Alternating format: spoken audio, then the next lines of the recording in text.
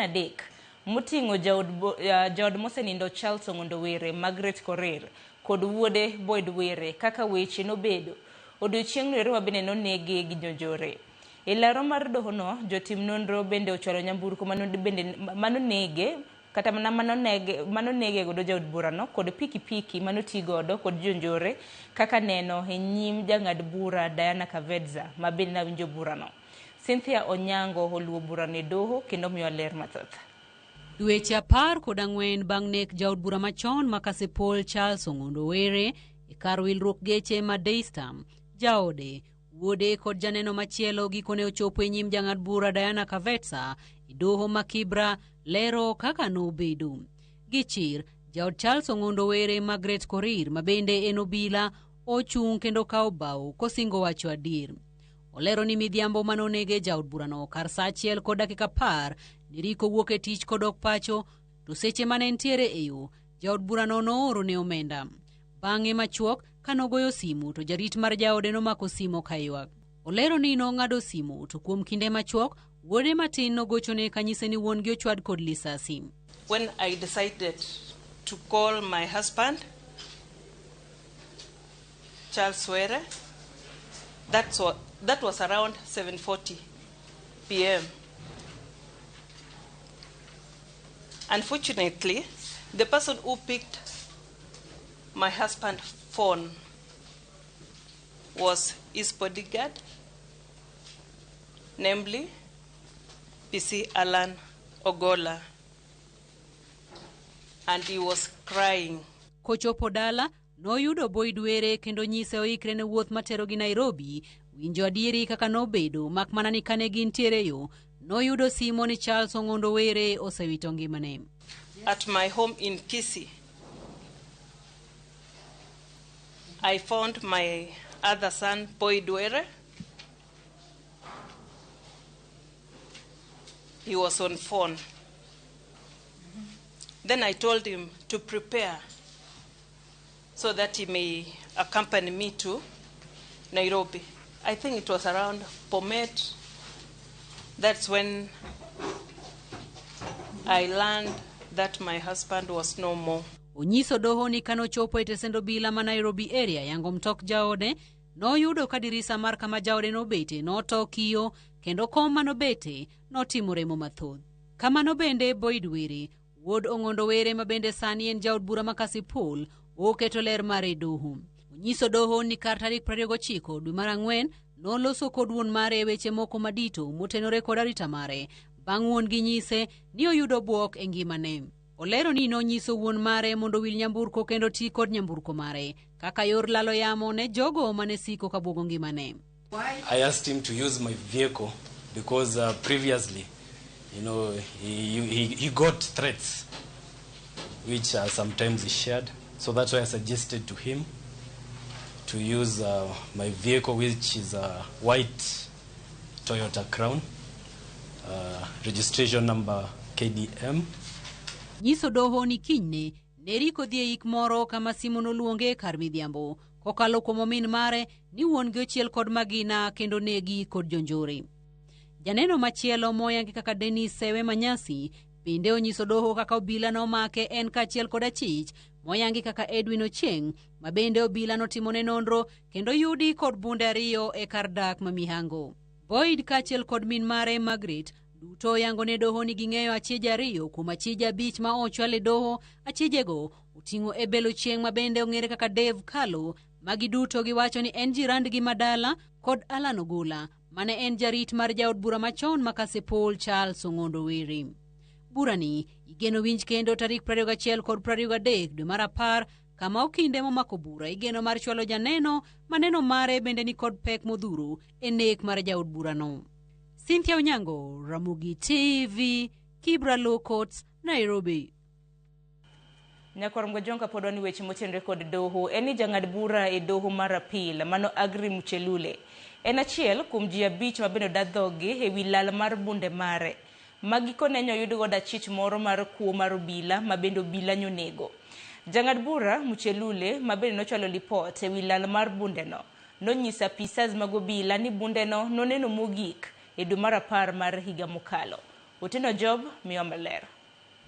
Nonro ewi lal mar bunde mar $1 mar jang'ad bura e doho mar apil Agrey Muchelule manoyude lwet achich mar njore manyo onegi medo mako mach. Apisas mag okwach kiche seche mane gidayo dho ji 6 kumoting'o jong'ad burano ewi kaka bundeno nolal. Moko kuom joma ne idayo dhogi gin familia mare kod jotije mag dalane. Maling'ling mar nonro wacho ni ji mamoko bende pod ibiro da dhogi mar chiwo neno e wachno. E lipot mare ne apisas mag obila, jang'ad bura Muchelule wacho ni en owuon noneno bundeno ma osebedo godo kuom thuolo moingo igni 10 dwe mar 10 higa mokalo. Seche gogo olero ni ne en okang' mar kawo lesen manyien mar bundeno, to kata kamano ne ok otieko chenro makamano. Penjo mathoth medo biro ne deko mar yudo lesen makamano. Ramogi TV oyango ni raia mani kod bunde yudo obok mar kawo lesen makamano tok higa achiel ka tok higa achiel. Onono ni kawo lesen makamano ok ochopo ne bod machiwo lesen. Jalno ijuogo omenda maromo silings 500 odiechieng' kodichieng' kaluwore kod chik. Ng'at mani kod bunde owinjore obed kod kar keno moyiedhi ne bundeno, kendo nyaka obed kama opuodhi gi OCS e tesend obila machiegni kode. Jatelo mar obilano oro andika ne bod mapuodho lesen ni bundeno okan kumowinjore. To kabed ni jal mani kod bundeno olale, winjore ochwal lipot e tesend obila sano.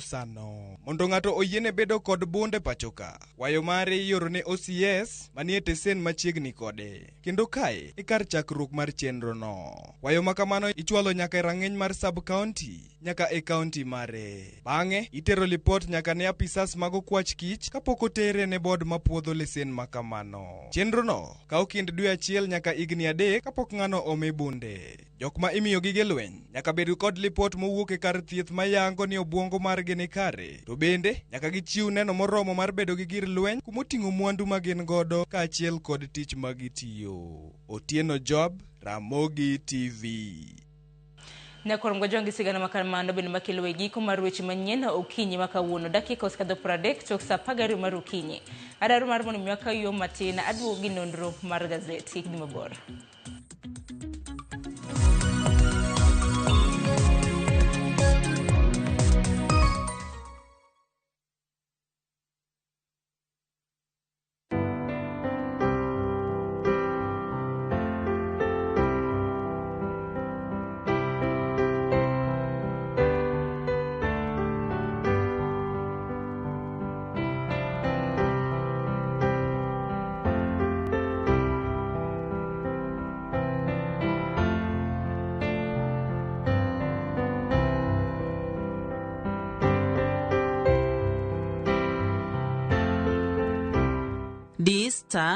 D*811*271# mondo iyud Blessed Assurance kaka skiza tune mari.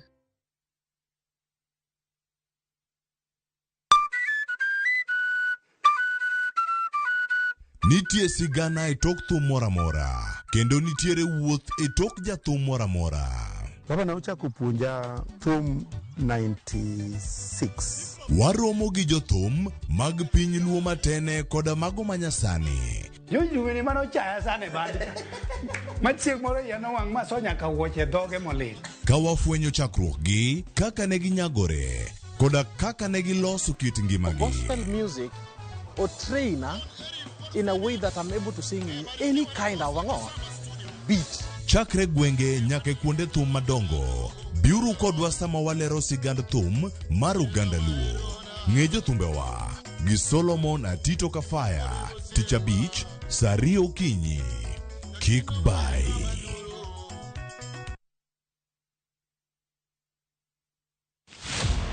E chuny weche duto, rawere nigi duola, paro kaachiel kod chia. Wajo Kenya wate but wan gi cultural background gi kuma wae gi homes wa. Ma e thor wach Tich Abich ka Tich Abich. Wayawo pap ne rawere mar winjo duondgi, mar winjo pachgi, gigo magido chunygi to kod lek magin godo. So vijendo wuon gine ma oningo gichak mobilize themselves, gi support each other, one another, mondo koro giyud kaka koro gin wa negotiate mbele kacha. E weche mag somo, ngimagi, tije, to kata mago mag ringre, gichomo kanye. Sani koro nyaka jogo lok pachgi mondo ging'e ni wadwa tiyo ne jopiny. Kochakore saa 4 okinyi nyaka saa 7. An Joyce Oduor, ane jamadar mar yie jomatindo. Kik bai.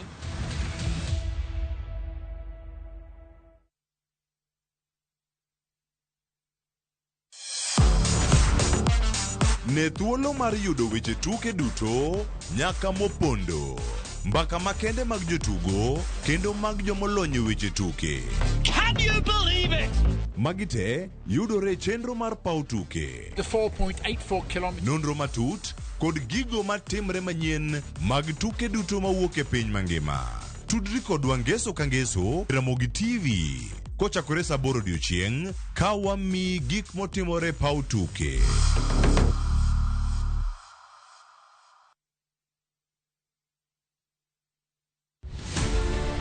Nyakwa Ramogi gin ji mane ogen kod ogandawa. Negitiyo ne oganda e kidenje mopogore opogore. Moko ne jo od bura, moko ne gin jobetre, moko ne gin tiere kaka chife man gi mbi mokalo. Nitiere kuonde manotimo maber, nitiere kuonde manotimo marach. Mano en kawaida gi tich mar ruoth. E chenro mar gin kanye nyaka wafuargi. To higa 71 koro ndika tich mar puonj. Seche duto ka nitie gimoro mane timore e gweng' nodonje. Nanona konga igu kuogo kongo. Igo romo nyaka jokuoyo kitna wanted gibiro nega seje nade. To nano ankan kod polisi machiegni sana. To moko magoro selalgo. Development mapo East Africa. Negitime kanyakla gi Dalit Jaramogi. To bende yango sigandgi. Chieng' tich abich ka tich abich saa 3 otieno. Tudri gi jata chenro ni Walter Nyambaga. Mana e chenro mar gin kanye. Kik bai.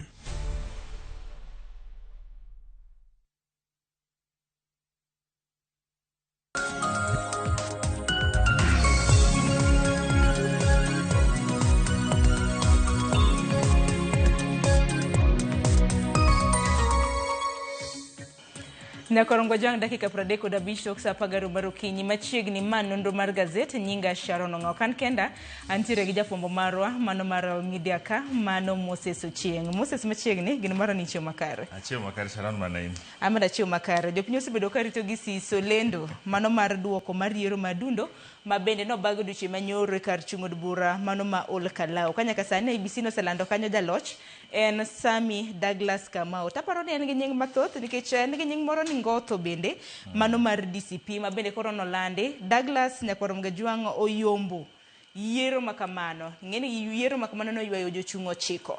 Oyombo gi kanyo gi kwan mar ombulu 35,440. To kang'iyo gazete okinyi makawuono kata mana gazede ano ka gima koro ranyisi kinde mabende na yiero dhi nyime. Chal ka gima koro Sami Kamau na chal ka gima yombo nikech kineno kaka The Standard ndiko gazete nikech ng'eni gazete ndiko piny maru. Yes. To koro kano lande okolande dakika 30 mosekadho Nyakwarom Gajwang'. Ano ka Standard ndiko ni whitewashed to giketo tipo mano mar kosen whitewashed. Giketo tipo mano mar jatend piny William Ruto.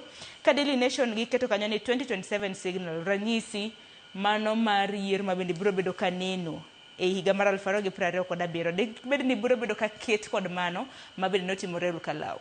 Moses. Ne waneno ka ne ni yiero mane o attract attention ahinya mar piny Kenya ka. Kendo ne ni yiero mane ipime mbi mar jatend piny masani William Ruto to gi mane en jalup jatend piny Rigathi Gachagua. To kendo yiero ni be ne okete e gini ahinya ma en jatend jalup piny sani Kithure Kindiki ni to bedi yiero ma 2027 odhi deliver kata odhi kelo ombulu moa Mount Kenya tetete kaka iparo.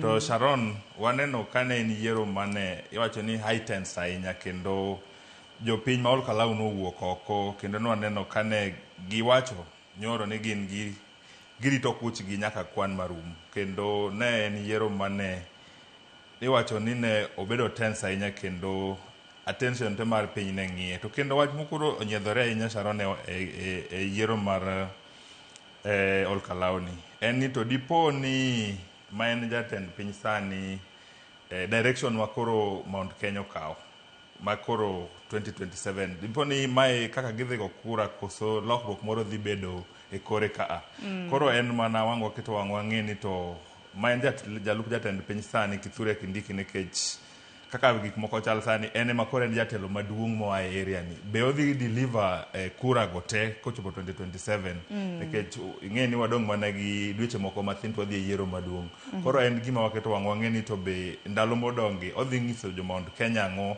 mondo okel kura gite to kendo gima kendo wuok kae ni nenore ni nitie pogruok e Mount Kenya ka nikech Mount Kenya East nyaparo kanje watimo yiero mar Mbeere North kachacha UDA nokawo to koro Main West mabedo seated ahinya to gi jalup jatend piny Rigathi Gachagua ni koro kawo to kendo ineno margin ni ok en margin mathin koro en ongiso gik mang'eny kendo en signal kata en gima ngiso ranyisi kaka dhi bedo mbele kai 2027 Sharon. Ang'eni yiero makama Nyakorom Gajwang' jopiny osebedo ka rito koda siso nikech kata mana piny Kenya mokeno okang' mokwongo mabende itime by election iwacho ni yiero ma adundo kata kamano en yiero mabende jopiny naneno kaluwore kod kit campaign mabende nitimo kanyo ma yiero ma adundo Nyakorom Gajwang' mabende jopiny ochiwnegi gas, ochiwnegi meli, ochiwnegi mwandu mopogore opogore omenda e kin mamoko. Kata kamano Nyakorom Gajwang' gi sani adwaro mar mondo mi aduoki chien mar mondo mi ng'e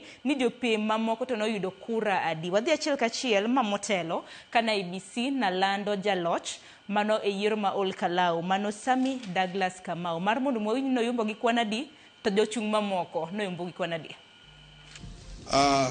I start with Abdi Fattah Hussein Abdallah from FPK. He has scored 19 votes. Timothy Kamau Karaoke of PPM, 51 votes. Wilson Moneki Kegwa of Jubilee has scored as 198. Edwin Kareri Mushiri of PNU, 28. Edward Madenge Mwaneki of KMM, 16. Raphael Wangoi Njoroge of PDP, Recho Wangoi Njoroge of PDP, 11. Samuel Mushinanyaga of UDA, 5,450. 5,450. Stephen Wanyoike Waithaka of NLP, 103. Sami Douglas Kamau Wawero of DCP, 35,440. So I request Sami Douglas Kamau Wawero to step forward so that I can hand over this certificate to him, I being the returning officer for this Ol Kalou by-election. Maybe if the spouse can accompany him, that would be grateful.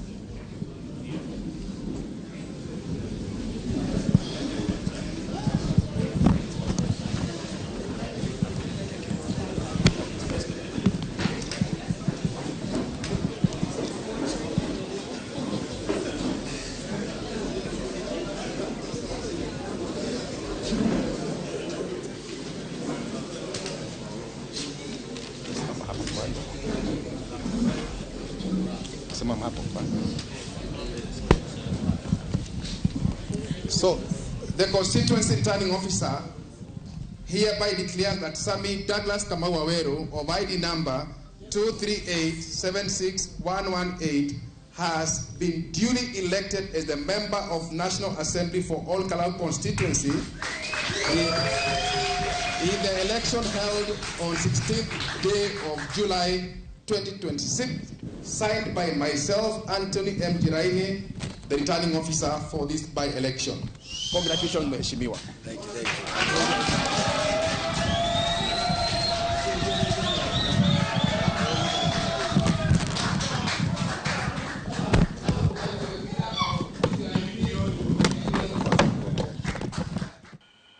you. Nyakorom Gajwang mano motelo kanyo kana IBC lando mano joloch kata mana jaloch yiero mano ma adundo mano mar Ol Kalou mano ne gilando kanyo motelo kinyi makawuono kamiwinjo kanyo kaka joloch ochiko mabende kaka piem nobedo mararie taneno ka jaloch oyombo jowetege kwang'yo kata mana ka yiero makamano no bagi Nyakorom Gajwang iwinjo kanyo Sami Douglas Kamau mar DCP oyombo koda kwano mbulu 35 440 olwe kanyo machiegni gi ja UDA moyudo kwan mar 5,450 makoro kigo mathematics igo kwano makamano minus subtraction ineno kanyo ka DCP oyombo ja UDA gi kwan mar ombulu maromo kanyo 29,990 to bende winjo kanyo Moses oseluonge nyaka mheshimiwa congratulations mheshimiwa kamane kaka yiero nobedo kinyo jochung' mamoko Nyakorom Gajwang gin mana 19 1,198 nyisi kaka yiero nobedo. Ewa expect ni kata party mar Jubilee motele gi manen jatend piny David Kiarao. Yes. Ne nyalo yude kura maberbe lakini kaluwore gi gine ni to yudo mana 198. To king'iyo namba gi nikech wacho ni nembe ni ok riambi ineno gi ka DCP ni oyombo gi over 70% mag kura manogogi. Koro ma en signal kata indication ni Mount Kenya West ma obedo associated machiegni ahinya gi manen jalup jatend piny Rigathi Gachagua nenore ni ohid call man chongiso gi mondo giwuok mondo gigone DCP kura. Ting'eni Sharon ma en bunge mokwongo ma DCP oyudo nikech by election mosebedo kadhi mbele chien kachacha giseyudo mana MCA kende. Koro at least kawuono gin gi jaod bura achiel ma koro ikwano ma gin ge od bura. To kakoro ji dhi mbele Sharon wach manowuok ahinya e by election to ne en wach mar guns kendo kaka ne chochni mag arita kwe nobedo ne ineno ka ne nitie geche mane ringo to onge number plate to joma ne ni wacho ne gima gine kendo neno seche moko ne gidiro tear gas oko ne yudhe mane pod nie polling station kachacha to motelo ne yiero OCPD ma Ol Kalou nowuok komo wacho ni onge ng'ata mibi yiene mondo oriemb gari ma onge gi number plate kata ma onge identity moko display identity mar gari kaka chik dwaro. Koro penjo man jopiny penjo to kare jok mane nikech ne ok gin geche ma bech gi yot ne gin Land Cruiser Prado mane gin kwar gine gin 4. Koro penjo mane chuny jopiny kata jo Ol Kalou ni to kare mane wuotho kata mane ringi nyamburko mag Prado gi ne gin ng'a gini kulit bi ne gin police officers kata ne gin goons kata ne gin ng'awa to ere gimomiyo pok jo arita kwe kata ministry kata jatend migawo mar arita kwe Kipchumba Murkomen wuogo oko mondo oler ni to magi ne gin ng'a kata ka gisemako gi kata to chenro mage magiketo mondo gine ni gi identify joma nigi gari nikech ma kelo buok kendo kelo chochni e arita mag kwe sa asaya ma yiero makamane dhi mbele Sharon. Ahinya bende to nwaseho okang' mager bende monj mabende notimne jofwambo Nyakorom Gajwang nikech jofwambo iwacho ni wan e wang' jopiny to bende wan e it jopiny maka gimoro timore to jopiny bedo gi ng'eyo. Ne nitiere jofwambo mopogore mabende noyudo hinyruok nitiere moko kuomgi mabende nomagi gige maggi mago mag tich mano moriwo kamera kanyakla kod simbe mopogore kuom ranyisi ka wasomo kama Daily Nation bende iwacho ni od fwambo mano mar Nation Media Group gin bende nagigolo oboke ka giseyo e okang' mager monj mag moko kuom jofwambo mag ginano kama jafwambo mano mar Star e kin mamoko.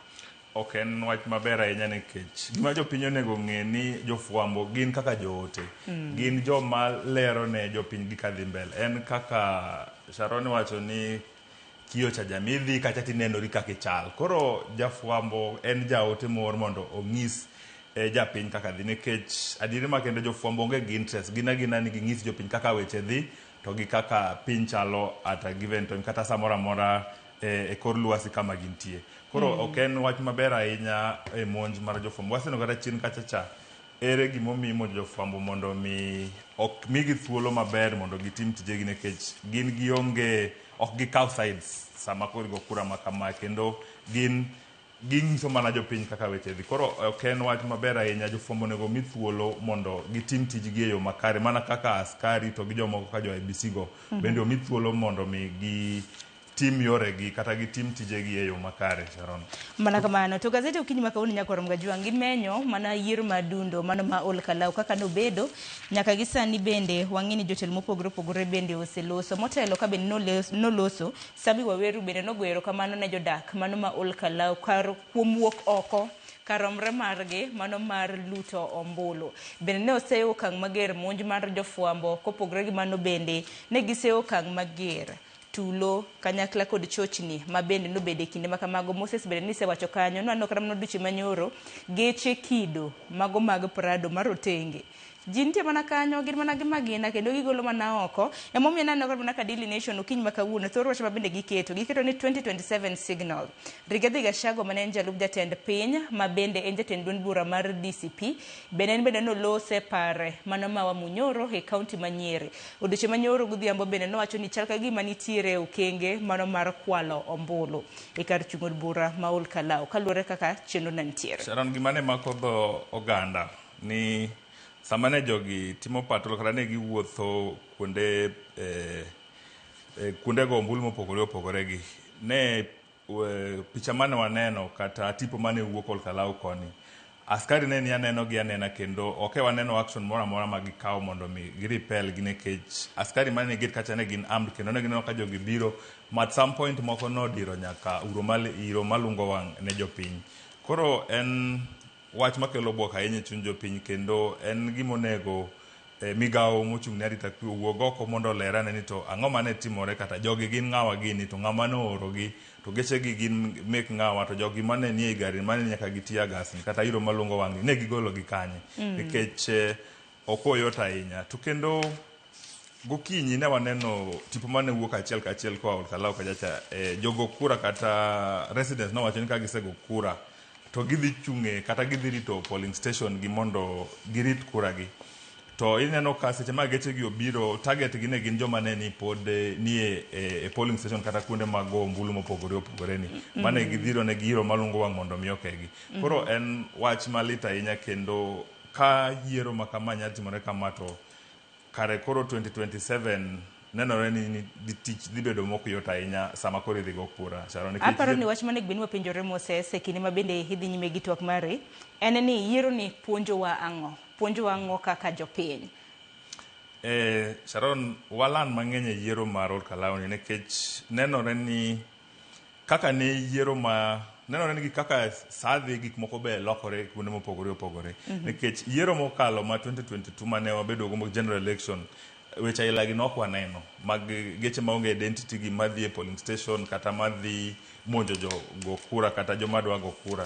To kendo wach makoro kelo buok ahinya ni to ere gimomiyo sama jopiny wuok dhi go kura jo arita kwe kata polis keto iwacho ni ging'eny kata gibedo deployed mang'eny ahinya makelo luor. Ing'eyo ni samoro amora kama polise nitie kata sama police ng'eny gi youth ok odhero ga dhi maber ahinya. Koro any slightest provocation nyalo chocho weche mag yiero.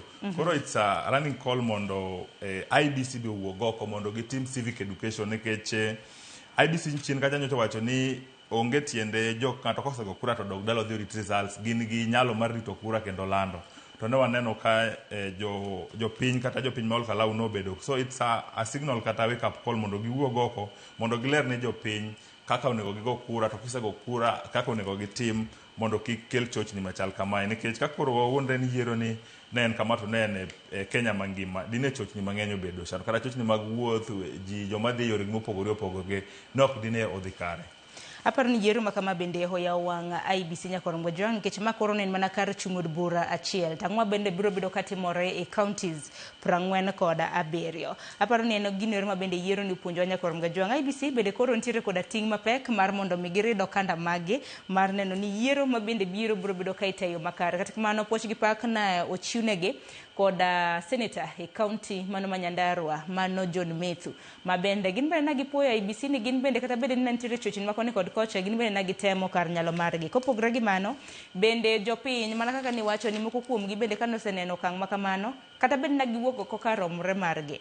Ing'eni kwan jolut ombulu e kar chung od bura ma Olkalau Nyakwar Mgajwang kalure gi IBC ne en kwan mar 73,000 kata kamano kwan no kwan ma bende IBC olando ok ane ka kwan ma kamagi ochopo 73,000 nikech ka jaloch mar DCP nitiere gi kwan mar 35,440 iluwe kanyo gi thuolo mar namba 2 ja UDA mano mong'ere kaka encha nyinge nanga nyinge na Samuel Mushina Nyaga mano mar UDA ma bende yudo 5,450 thuolo mar namba 3 ineno margin oyumbo mana gi oyudo 198 iwacho ni mar jaloch ok an jaloch kata mana jachung' mano mar Jubilee jaloch ne en kanyo mar DCP. Aparo ni wawere gima notenge Nyakwar Mgajwang kata ne Moses nikech wach makama bende wabiro bedo kwa donjo gode twak marwa chakre saa 1 mar okinyi adhi bedo kod welo mar mondo mi wanon matut yiero mano ma Olkalau. Kopogore gi Olkalau wach machielo maneno ka Nation omiyo pek e ite mar 7 bende Senator e kaunti ma Nairobi Nyakwar Mgajwang Edwin Sifuna bende nothich oko e kom mar jalup jaleg kweth mathoth kata jalup jaleg kweth manok e od bura mano mar Senate. Wacho kanyo ni Senate Deputy Minority Whip manyaka sani nomi kanyo Senator e kaunti ma Migori Eddie Okech.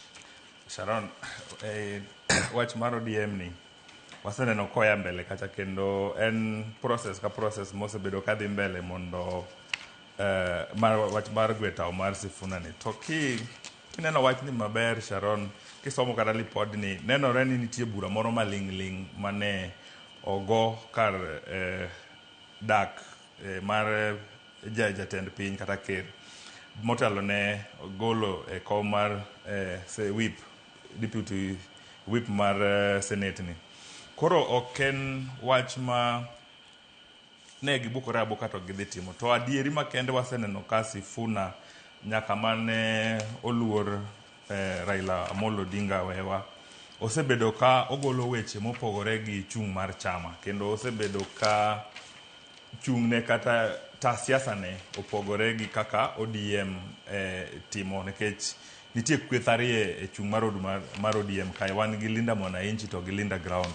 Linda Mwananchi en motelne gi relax mar Sifuna ni to Linda Ground to motelne gi moluor ma en jatend party mar ODM Oburu Odinga. Koro weche Sifuna osebedo kadhi maber kendo according kaka ODM wacho gineno ni giluwo chik nikech giseluonge nyaka e disciplinary committee gisendiko barua to koro nyoro ma en speaker mar Senate no wacho na adiero oseyudo oboke ma miye instruction kata malero ne kaka chama mar ODM dwaro mondo gi replace ma en secretary general kata ma koro ne en whip position the Senate Sifuna mondo koro ogwe tao kendo no yiere ne kata no okare no kaw gi Migori Senator Eddie.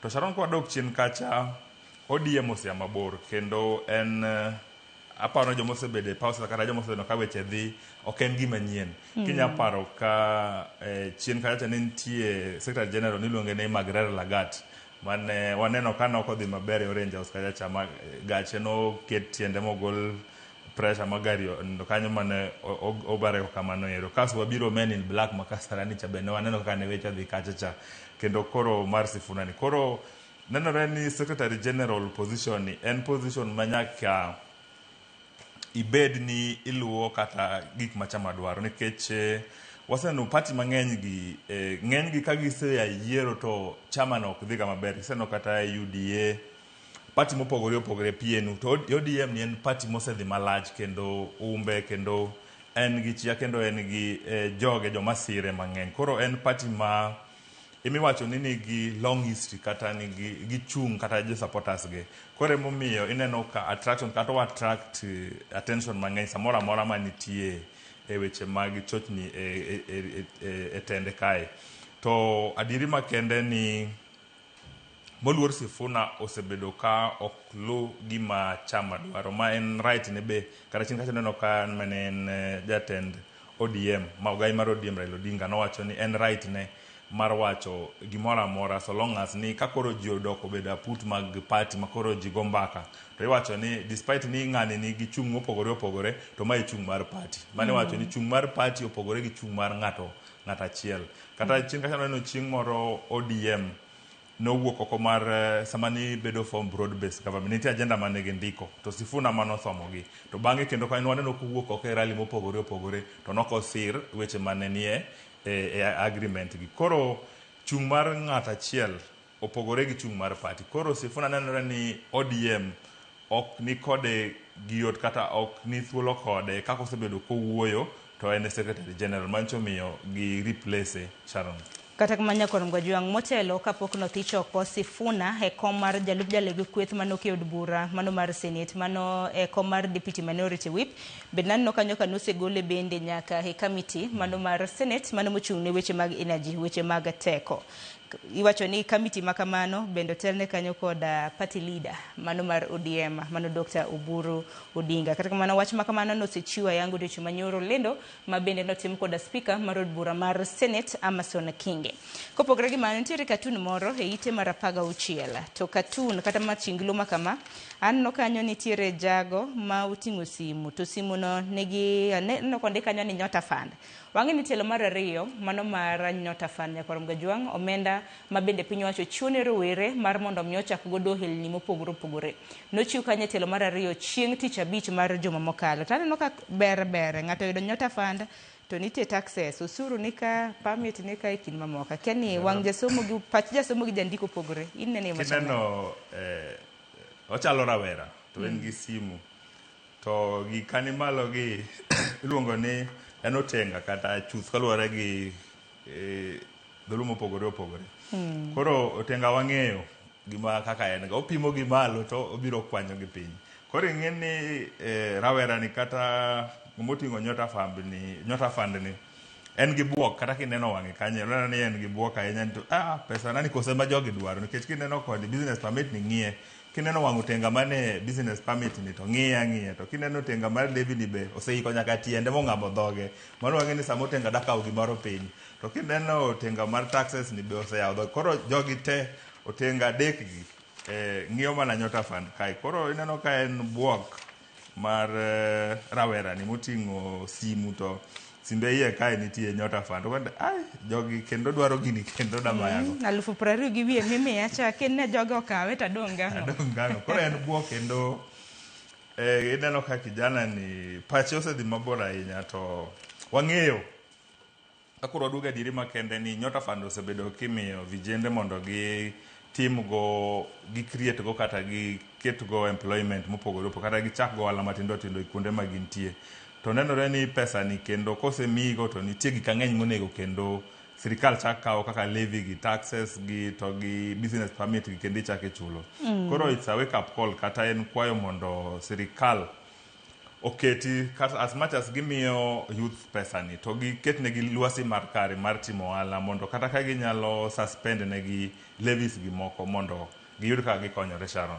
Mana kumanya Nyakorom Gajwang' anno ka sachelo seromo wadhi ne gazeti machielo gazeti mar The Standard bende weche motenore kod Olkalau kwa bimulo sane kaluwore ni wasemulo gi bende e twak mabende biro bedo kadonjo godo e chenro mano mar piny kata kamano anno mamoko mabende gimiyo pek wachaka ne gite mar 3 nitiere nonro ka Nyakorom Gajwang' mabende nogol kod Kenya Cancer Statistics Report mano mar higa mar 2024 nonro mabende yango ni koro tuoche mag kansa yaneno ka koro joma mine mako gi ahinya malo joma chuo iwacho ni cancer strikes women earlier than men ka bende wacho kanyo ni kansa mago mag thuno kanyakla kod mago mag dho nyodo mano mong'ere kaka cervical cancer bende en achiel kuom cancer gin moko kuom cancers ma bende jathoro mako oganda ahinya i pacho kae en wach ma lit ahinya kendo cancer osebedo en gombo kata wacho ni manes ma wan go e piny Kenya kata piny mangima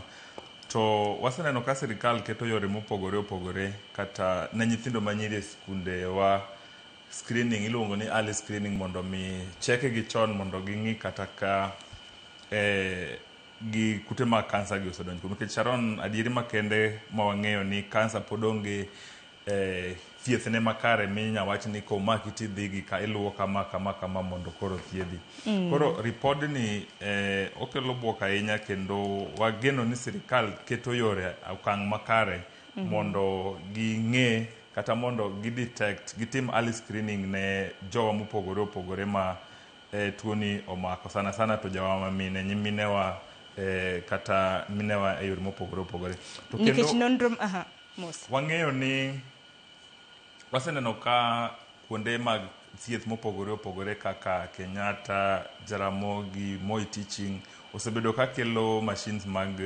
screening gi kendo waseneno ka giwacho ni gitemo medo namba ni mondo attention kata samora mora ma jodhi manyo thieth e osiptende mopogore opogore giyude yo makare.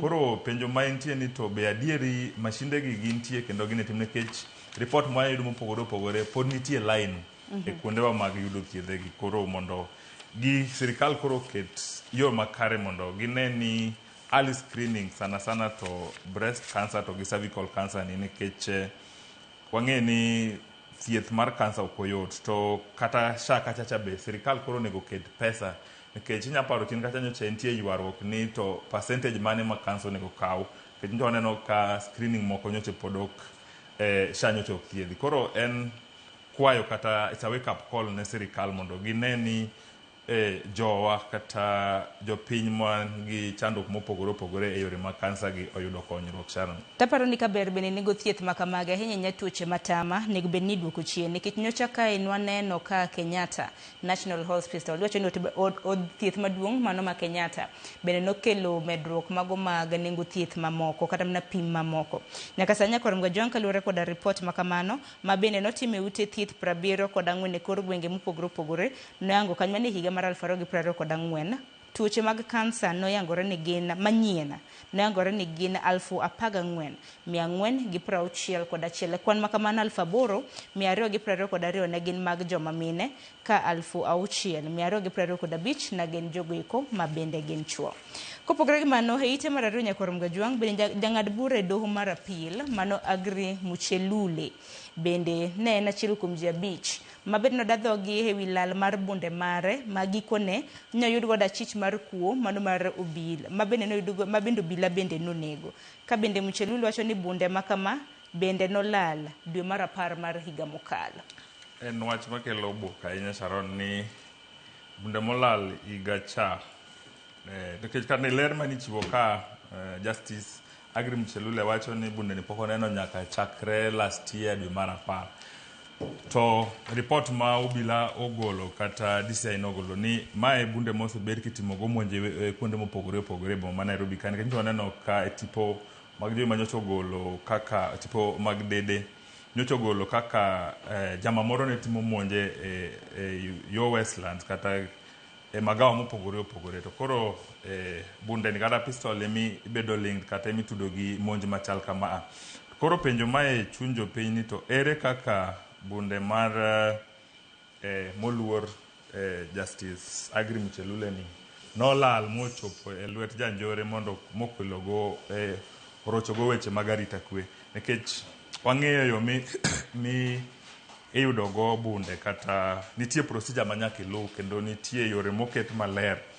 kendo higa ka higa kata saa ka saa onego bed ni itimo inspection kata i-report kata ing'iyo kaka bunde ni chal to ne waneno ler manochiw kachacha ni Justice Muchelule wacho ni bunde pok oneno chakre higa mokalo dwe mar 10 koro penjo ni to ne en kanye to dibed ni ng'ama nodhi mogole kata mouso nikech nitie joma pod itimo negi nonro kaluwore gi wach mar lal mar bunde makoro noyude e lwet janjore manyoche onegi kuonde kar dak ma Jos kakae koro en penjo kendo it's a wake up call joma chiwo licenses mag bunde gi to gi team follow up joma gimiyo to e yo makare mondo gine ni bunde gi ok ochopo e lwet jonjore kata ok otigo e yo modhi kare. Sharon, e nonro madhi nyime Nyakormga Jwang kata kamano adwaro mar mondo mwatiek gi wach ma bende nitiere ite mano mar 6 wang'e nyaka sani Nyakormga Jwang motelo ne yiero maduong' odong' mana higa achiel gi dweche 3 to adhi yiero maduong' mano mar dwe mar 8 mano mar higa mabiro. Nyaka sani aneno ka Azimio Alliance e ite mar 6 gin bende giwacho ni machiegni ne gibiro rebrand iwacho ni gibiro bedo ka giloko nyingegi kowuok Azimio Alliance nyaka Komboa Kenya Coalition. Gin no ka gima riwruok ma bende gintiere godo no pod gibo mana bedo godo mana ni nying ma koro ibro lok ne kanyo. Mano gima kare koseneno samora amora ma ji dhi yiero to party ka party temo loko nying kata ne waseneno manen jatend NAK Martha Karua osetemo kaloso party ne kendo noseloke kendo nyocha osetimo launch mar party ne masani party ne iluongo ni PLP mano oseloko nyaka kala ne ma en ready Wiper mopok waneno kuwuok kata ka gin gi ne giloko Wiper Patriotic Front yes gimbe giseloko party gi magise wuok oko koro nenore ni parties mane Azimio gi kadhi mbele to gidhi bedo ok gidhi dhi under Azimio gin gi nying moro ma gidhi luongorego to ne waneno kendo sama ne yiero mar od Kalau ni dhi mbele nikech geno jopiny ne wacho ni dipo ni giriwore gi DCP to ne waneno ka weche moko mane ogol gi ma jatend DCP moluor Rigathi Gachagua ne temo kwedo ni oyo od Kalau to wene koro ma kelo weche mang'eny e chuny jopiny kata jo era mag party gi ni to koso diped ni mbele ka pogruok dhi bede e opposition ka ok gidhi dhi yiero ma 2027 ka gin gimoro achiel. Ero kama na gi wachni mogik watieko. Wako mana jopiny mondo giket kwe kendo wagon nyasero kamano. Bende biwa kik wil nyakorom ga jwang World Cup ocho osemana rumo. Chieng' Jumapil wabro bedo kwaneno kaka Spain gi Argentina rakore. Kedi koro Moses idhi gi mane nikech team Stema ni sero iseloko gi nyadi bich to pod yombi ayomba idhi gi mane Argentina kru Spain. Sharon pudane gi Spain. Sharon it's on record. Kwan gi Spain. Kendo wan loyal Spain kai kendo wan. Ngene wan gi records magi makara nyakorom ga jwang kodoge bui mar YouTube biro bedo kaneno timbe mabende ni sero kata kamano ero kone nyakom biro e nonro mar gazet nyakorom ga jwang ino mar mon mamake gi kanyo dakika oskadho chiko tok sa achiel mano mar okinyi aduogo gi twak e chenro mano mar piny mano na yiero mano ma ol Kalau kanya kasani no se landa kanyo jaloch mano mar DCP Sami Douglas Kamau kik di mabor.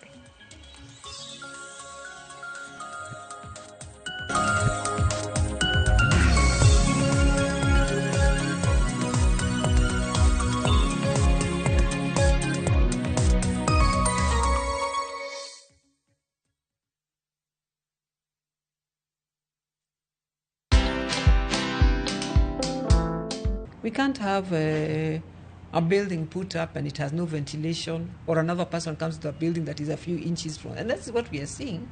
And you ask yourself, we have a building code, and we are actually not respecting the building code. And somehow those buildings have passed through our county governments and got an approval. Watch this story and more. Download the Citizen Digital app or visit www.citizendigital.com and find the Citizen Originals portal. Kenya's #1 app, Citizen Digital.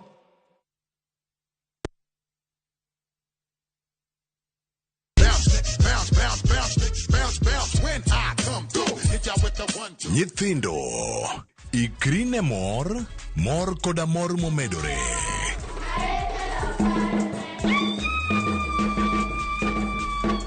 Nwang'o osiepe manyien, puonjri gik manyien. Duogo piny. Mangiso ni step mag dinosaur wasetieko. Koro wadhi biro e tree 1. Juma ka juma, gik matimore kae medo bedo mabeyo moloyo. Miel, sairi, loso gi lwedo, wer, fashion show, tedo kod mang'eny mamoko. Rogo mar nyithindo, kama nyithindo duto yudo e thuolo mar rieny. Mana e Ramogi TV, ngeso ka ngeso, sa 3 okinyi. Kik bai. Everybody bossa,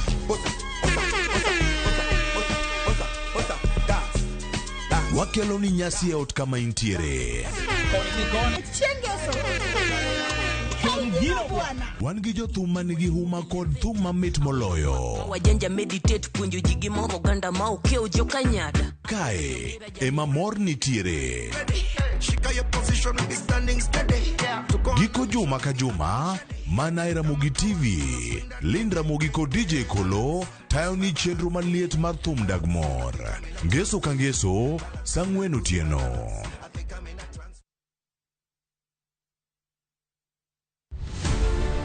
Nyakwa Ramogi, gin ji mane ogen kod ogandawa. Negitiyo ne oganda e kidenje mopogore opogore. Moko ne jo od bura, moko ne gin jobetre, moko ne gintiere kaka chife, man gi mbi mokalo. Nitiere kuonde manotimo maber, nitiere kuonde manotimo marach. Mano en kawaida gi tich mar ruoth. E chenro mar gin kanye nyaka wafuargi. To higa 2021 koro ndika tich mar puonj. Seche duto ka nitie gimoro mane timore e gweng' nodonje. Nanona kuonga igu kuogo kong'o. Igo romo nyaka jokuoyo ketna wanted gibiro nega seche nade. To nano ankan kod polise machiegni sana. To moko magoro selalgo. Development ma for East Africa. Negitime kanyakla gi dalet Jaramogi. To bende yango sigandgi. Chieng' tich abich ka tich abich, saa 3 otieno. Tudri gi jata chenro ni Walter Nyambaga. Mana e chenro mar Gin Kanye. Kik bai.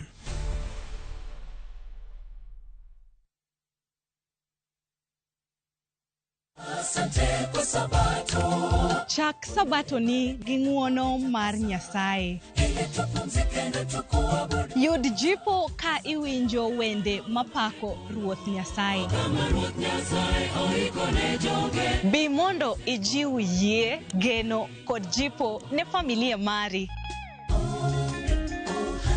Be isomo lesson mari. Ikri nikech wadwa nono lesson mar juma. Nyithindo, biuru e tiend Nyasaye. Biuru, biuru.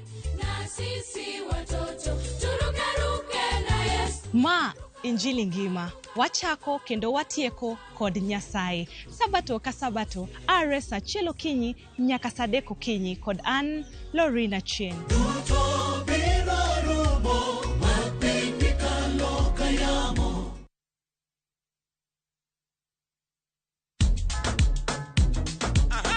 Wuok tich ka wuok tich, yawuot Luo ting'o duondgi malo, ka piny Luo chiko ite.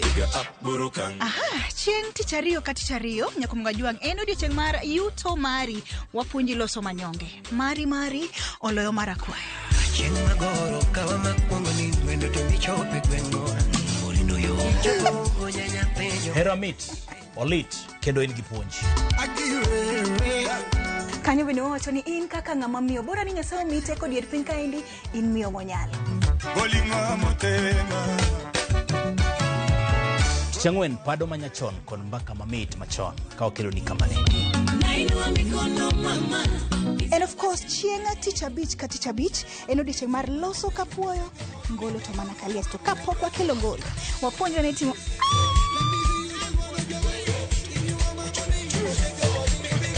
Ma en Maknani.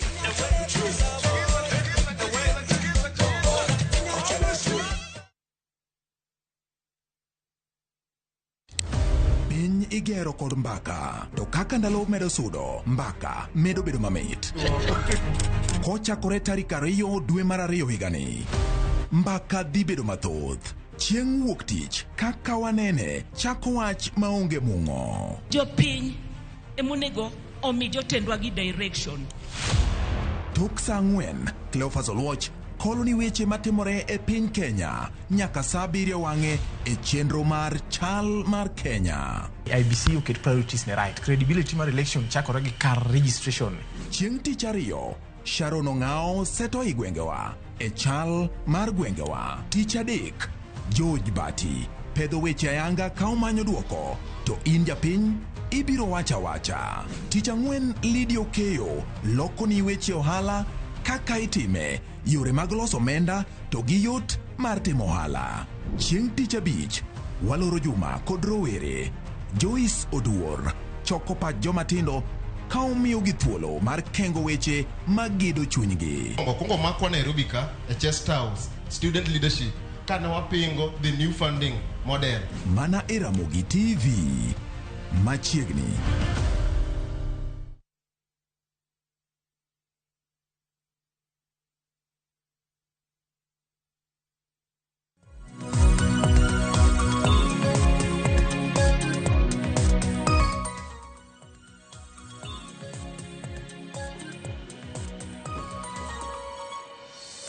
Nyakorongo jwang dakika oskadha paga berio tok sa achiel mar okinyi machiegni e twak marwa e chenro mano mar piny. Okinyi makawuono wadwaro twak otende kod yiero madundo ma bende notimul Kalau odiochieng' manyoro. Manyaka sani IEBC bende oselando duoko mano mar yiero ma ol Kalau. Yiero ma bende noywayo jochung' ochiko. Kapok wadhi achiel kachiel mar mondo mwawinj anena kanda makamano motelo. Okinyi makawuono yiena kata kamano wawinj anena kanda makama kaka nilando joloch ochiko e yiero ma ol Kalau kapok wadonjo twak. I start with Abdi Fattah Hussein Abdallah from FPK. He has scored 19 votes. Timothy Kamau Karaoke of PPM, 51 votes. Wilson Mwaneki Kegwa of Jubilee has scored as 198. Edwin Kareri Mushiri of PNU, 28. Edward Madenge Mwaneki of KMM, 16. Raphael Wangoi Njoroge of PDP, Recho Wangoi Njoroge of PDP, 11. Samuel Mushina Nyaga of UDA, 55,450. 5,450. Stephen Wanyoike Waithaka of NLP, 103. Sami Douglas Kamau Wawero of DCP, 35,440.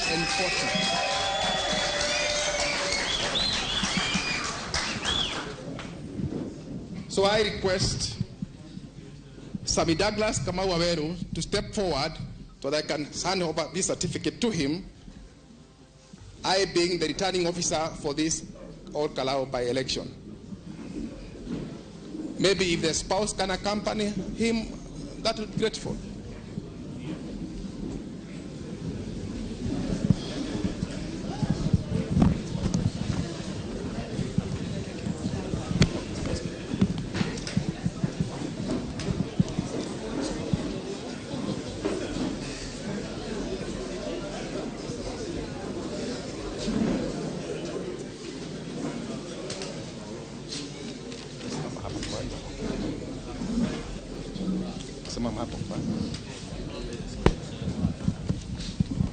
So, the constituency returning officer hereby declares that Sami Douglas Kamau Wawero of ID number 238-76118 has been duly elected as the member of National Assembly for Ol Kalau constituency in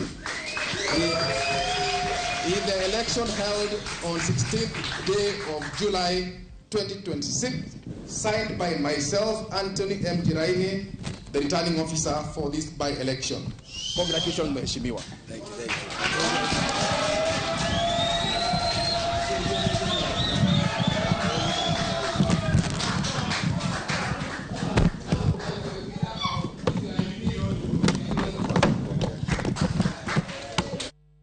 Nyakorongo jomano kaka chendo na nitiere motelo okinyi makawuono kana returning officer mano mar IEBC kar chung'od bura ma Ol Kalau nalanda yanga duoko mano mar yiero madundo mabende nobago odiochieng' manyoro. E thuolo mar namba mokwongo iwinjo kanyo Sami Douglas Kamau mabende oyudo kwana mano mar ombulu 35,440. Oluwe kanyo gi thuolo mar namba 2 gi jachung' mano mar UDA mano Samuel Mushina Nyaga moyudo kanyo kwana ombulu 5,450. Thuolo mar namba 3 en Jubilee mano Jubilee mong'ere kaka Wilson Kigwa moyudo kwana ombulu 198.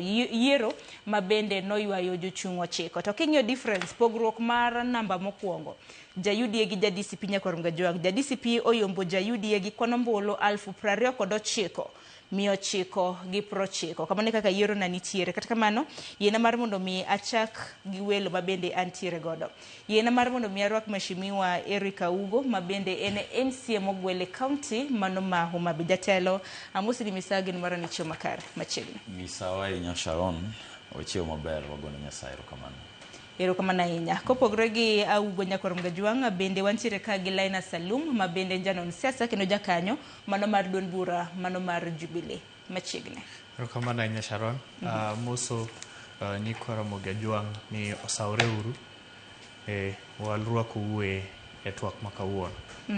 Erokamano ahinya. Aparo na lumi macha kodi nikech duond bura mar Jubilee en achiel kuom duond buche ma bende nitiere. Kachako kodi nikech ang'eni Augo en ja ODM. To yiero mar od bura ma kar chung' od bura ma Olkalau no kwaneno ja ODM ma bende nochung'. Thuolo mar namba mokwongo en ja DCP 35,440. Thuolo mar ariyo en ja UDA 5,450. Thuolo mar adek en ja Jubilee Wilson Kigwa 198. To gimomiyo nachako kodi nikech in ja Jubilee to bende jaod bura ma bende nowito ngimane mano David Kiarao bende noyier koda Jubilee. Dibende Jubilee nokutimo kampen motegno kose nene e yo machal nade? Erokamano ahinya Sharon. Mokwongo mondo mi aket ne jowinjo ni yiero ma Olkalau kata yiero madundo ma Olkalau ne en yiero mane nitie gi a lot of vested interests. Kendo wan kaka Jubilee Party kendo kaka United Opposition nwabedo gi a lot of negotiations towards tok tho mar Kiaraho. Kiaraho ne kata obedo ni noja Jubilee kane pok onindo, nyaka ubed kung'eyo ni Kiaraho nosewacho openly ni nosedonje sirikal, ne osedonje UDA. Mana kaka nitiere jood bura mang'eny manie e chama mopogore opogore, lakini ginyalo towards seche mag gine e ndalo mag tich ginyalo shift allegiance gidhi e od buche mopogore opogore. Kane Kiaraho tho, ne wabedo gi bura e nek mar chama, kendo ne wantie gi dwaro ni mondo wabed gi jachung' motegno mondo mi odhi ofwadh bendera marwa mar Jubilee. Lakini no wabedo gi a lot of bureaucracy. Kaking'iyo chama, en chama ma sani nigi presidential candidate Dr. Fred Matiang'i. To bureaucracies ne dwaro ni mondo wabed gi jachung' motegno kaka deputy party leader Jeremiah Kioni nowacho. Lakini kane ndalo mane pod wamon kata wayuago Kiaraho, nwabedo gi a lot of issues Olkalau. Mano chuno kata jatendwa Dr. Fred Matiang'i nokochopo e liel kata e liel mane otimore Olkalau. Kani neno ne okochopo kono. Koro mago gi a lot of issues ma personal within the region. Ne waamua ni kata obedo ni ne wadhi chungo ng'atno, kata wanyalo yudo jachung' nikech nitie ji mang'eny manobiro kane dwaro otiko mar chama. To ne wawacho ni kaka United Opposition ne ber mondo mi wabede gi one solid candidate. Kata mbui mar Dr. Fred Matiang'i jumbe adek mokalo chien ne owacho maler ni ne giwinjore kata ne wawinjore kaka United Opposition ni mondo wabed gi one vested candidate. Erokamano ahinya. Kanyo koro ilero yo makare Nyakoronga Jwang'. Kata kamano jatelo Augo in bende rwaki ni machiegni. Ma en yiero kendo duoko ma bende jopiny na rito koda sisi. In bende nyana pachi kaluwore koda duoko mano mar yiero madundo ma Olkalau ma nyaka gisani oselande. Erokamano Sharon. Mos jowinjowa ni misawa uru. Mokwongo Sharon, adani mondo achiw pak makende ne duol ma tayo yiero kata duol marwa mane ochung' ne yiero ma Olkalau kuom timo yiero makare, yiero ma jopiny kanowuok oko kendo nogo ombulu ne jatelo ma gin giwegi gineno ni nyalo chwalo wechegi mag dongruok. To jatendgi no mane giyiero nolandi. Omiyo en puoch maduong' ma miwuoro. En ni gima dawachi ni kendo ni Sharon, ang'o momiyo ji dhiga yiero mondo giyier jatelo? Gimomiyo ji dhiga yiero kata jopiny wuok oko mondo yier jatelo en ni mondo ginwang' telono manyalo chwalo dongruoge ne jopiny, manyalo bero ngima jopiny e yore mag dongruok. Koro miyo en puoch maduong' mokalo ka jopiny ma jo Olkalau kanowuok oko modhi ogo ombulu to ginwang'o jatelo ma gin giwegi gineno ni nyalo chwalo yoregi mag dongruok. Wach mowadwa wacho mar ni ne gibedo gi joint candidate, I disagree go kabisa nikech pani embo ng'eyo ni migosi kata jatelo mar DCP kanyo oloso e wach Olkalau. To nitie wach manyo wacho kanyo ni siasa ma Olkalau en siasa ma nigi issues mang'eny kendo siasa ma local. Omiyo nyo kwayo other parties ni mondo mi keep off from Olkalau. To bende ok dayie ne giwach mawacho ni ne giwinjore to ma ne okom Jubilee. Onge teko ma Jubilee biro bedo godo any form of riwruok mar United Opposition en ni ka Jubilee make sure ni gi retain number mag wajumbe mane gin godo to kendo ginwang'o wajumbe mamoko ema biro miyo gibedo gi ndhadho kata gima dho ngere luongo ni bargaining power e opposition kanyo ne ka ginwang'o sirikal kaka jo opposition to jo Jubilee as a political party gimora mora mibiro mi Jubilee will be pegged on the number of MCS magikelo, wajumbe magikelo, governors magikelo. Koro miyo kom mane margi. Kuom ranyisi Sharon, wan kaka jo ODM, wan tie sirikal mar broad based.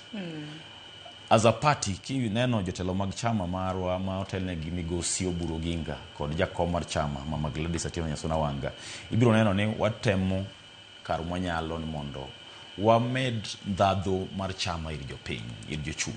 Ang'o miyo watimo mano Sharon? Mondo miyo konywa, mondo wa maintain kombe ma wan godo kaka ODM. To bende ka nyalore, to wanwang' kombe mamoko, mondo kwa dwa loso sirikal under broad based. To wabed gi teko mar yudo, kata retaining positions mwanyalo yudo e sirikal. Koro dajiwo wadwa ni okapar ka en gima ber, party, a political party, ok nyal lose komgi. Nige wacho, kom mane gin go. Nige wacho ni negi winjore. Aparo ni ok en gima ber anyale. Dajiwe ni mondo mi giket odgi umro bedo motegno. Eka gidhi bet gi ndhadho e any form of riwruok ma ginyalo bede e opposition. Mana kamano wang'eni ne ni yiero ma iye tek nya koronga juang nikech koro ni wacho ne twanyo god Kenya dibed ni okier koso nang'o mi ni kinde ka kinde nono kora mana ka gazeti keto kora mana tipo mano mar jatend DCP ma bende ne njalup jatend piny machon mano Rigathi Gachagua kanyakla kod jatend piny nikech kata nakineno kora mana gazeti okinyi ma kawuono kora mana kaka giketo kuom ranyisi aneno kora mana ka Standard oketo kanyo tipo mano mar jatend piny to wang'eni jatend piny to ne nigi tudruok mane e yiero makamani. Ng'eni mano bende oganda bende nyalo penja. Ahinya ka luwore koda kit campaign ma bende nanitiere kono. Koro ang'ini nitie nja Jubilee, ibiro bedo kisiro ja Jubilee, to mana kaka bende Augo osewacha. Kenya de wach nang'o Linus? Rokomanda inya Sharon, Augo ja sirikal. Kendo nyaka bed gi nyaka kon jo adier. Siasa ma Olkalau kako wacho ayie kode ko wacho ni siasa ma Olkalau ne siasa ma local to nitiere candidates ngini Kenya wane demokrasia wacho ni ka ng'ato nigi dwaro mar chung okinyal tame mokuongo ko biro manyo tiko mari okinyal tuone lakini kedo mane wantie go Olkalau no ken kedo mar parties ma wantie go e kanyakla kaka opposition ne wantie gi objective achiel ne wadwani mondo mi waketa ne jo Kenya mondo ng'e ni sirikal mar William Ruto gi esama wawueni en sirikal maonge gi dhano onge gi ji osewuok e sirikal koro kotemo keto mondo mi waket discussion mwadwa ni wabed go kawuono obed dhao mane kind opposition to we are not going to move forward.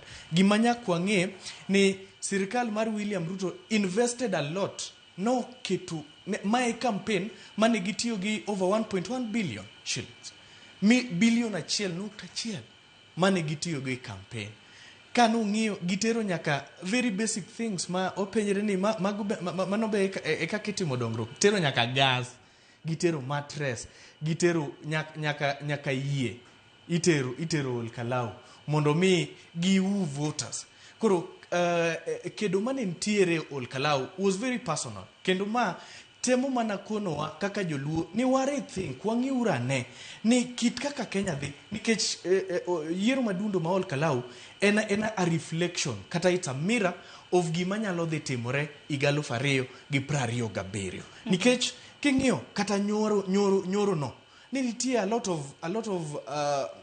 goons ne nitiere gi sirikal invested a lot geche madongo machalo Prado mano tingo jok manigi bunde with no police uniforms ng'ato nyalo tingo AK47 ka onge gi police uniform mano nyisi kaka was a very vital elections by election for the government mondo mi gi confirm ni gin gi dhano kata gionge go to it's a clear indication the country is moving forward kata utigi bunde kata bribe voters it is very clear ni popularity mar William Samoei Ruto gi sirikal mar UDA kod ODM is very much questionable. Kendo aketonu ni nyaka ung'i discussion ma kawuono we wang'iura ne ni be ma e kaka wadwa ni Kenya odhi. Be ma e kaka wadwa ni Kenya ochiedhi.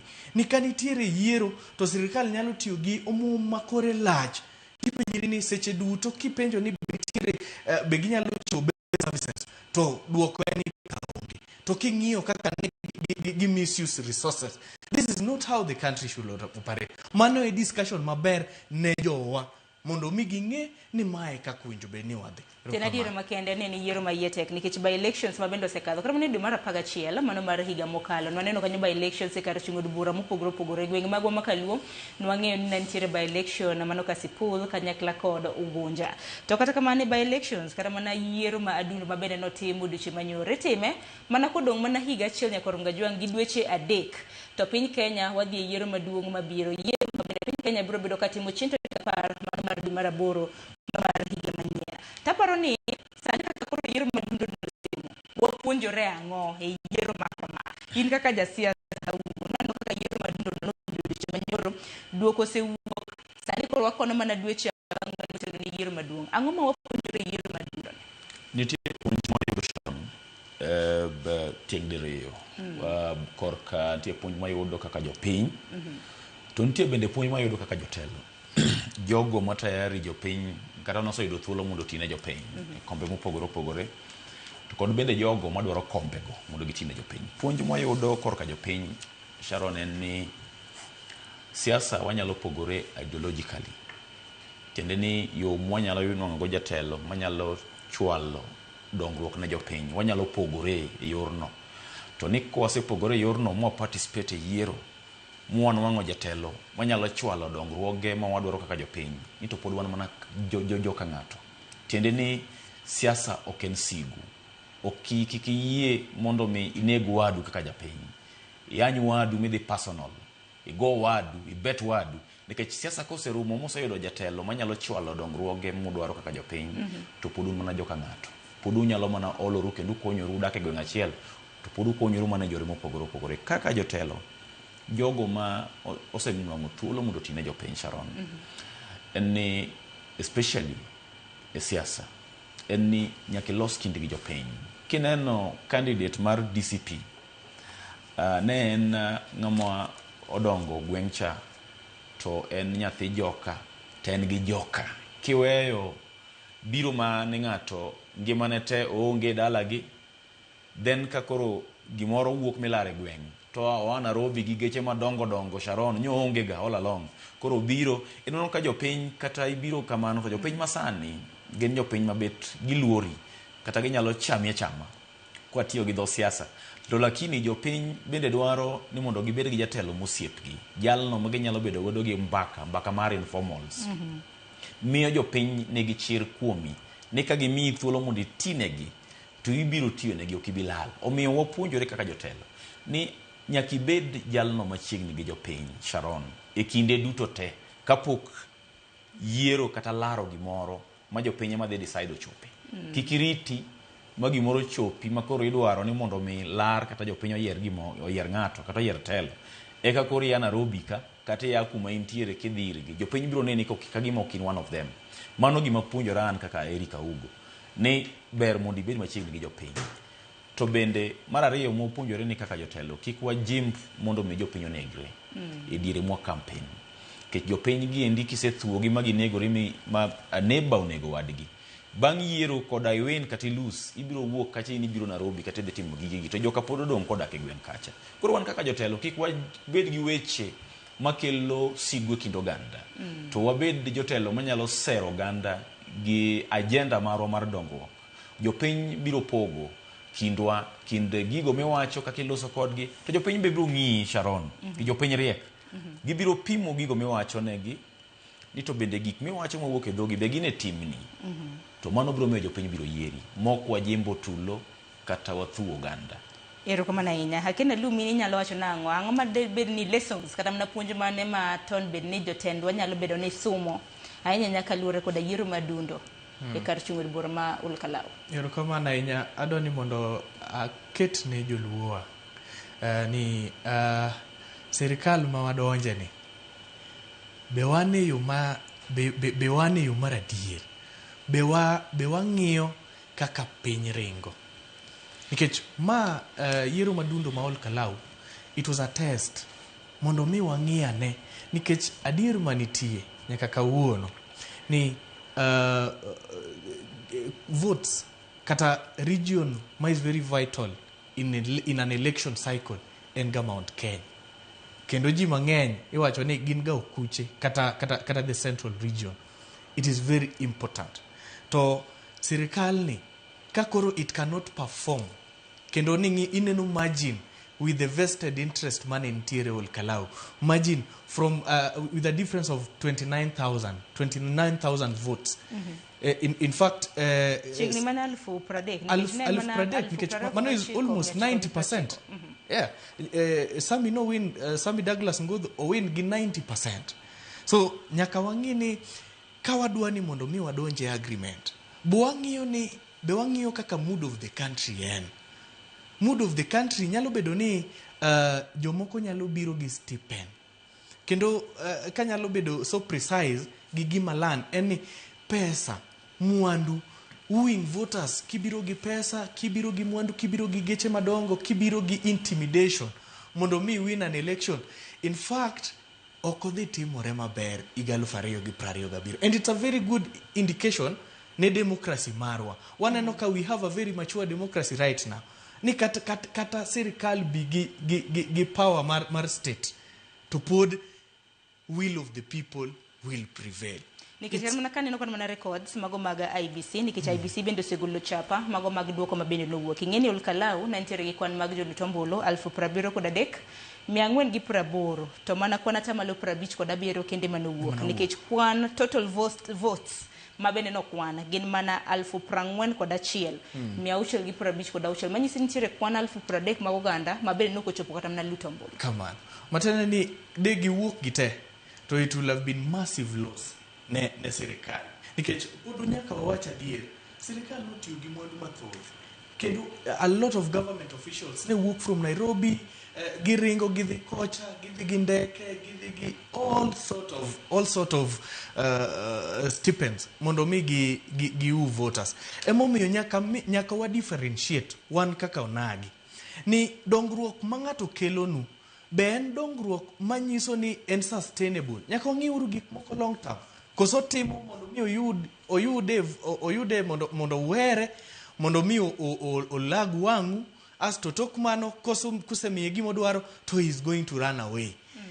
Jopinywa nyaka wang'e ni the state power cannot prevail anymore. Kendo nyaka gima be achaka learn in this election ni IBC as an institution nyaka ging'e ni gin gi tich mapek. Kata obedo ni they did it credibly. In fact, to some extent, we could a voting process manyoro to was sort of credible.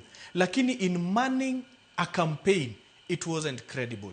Nikech clauses mag IBC constitution wacho maler ni okowinjo bed ni ng'ato tiyo gi omuom kata all other means mondo mi I bribe. It's sort of bribery. There was open. IBC no golo duondegi mochiwo siem ne josiasa kit campaign mabende gitimo. Mabende nitiere siem to gi as an institution nyaka ubed so candid. Nikech election ma next year kata 27 general election en election manigi a lot of vested interest. My election mokuongo nikech throughout for the past 4 consecutive general elections we've only been having one candid presidential candidate maen manosenindo moluor Raila Amolo Odinga.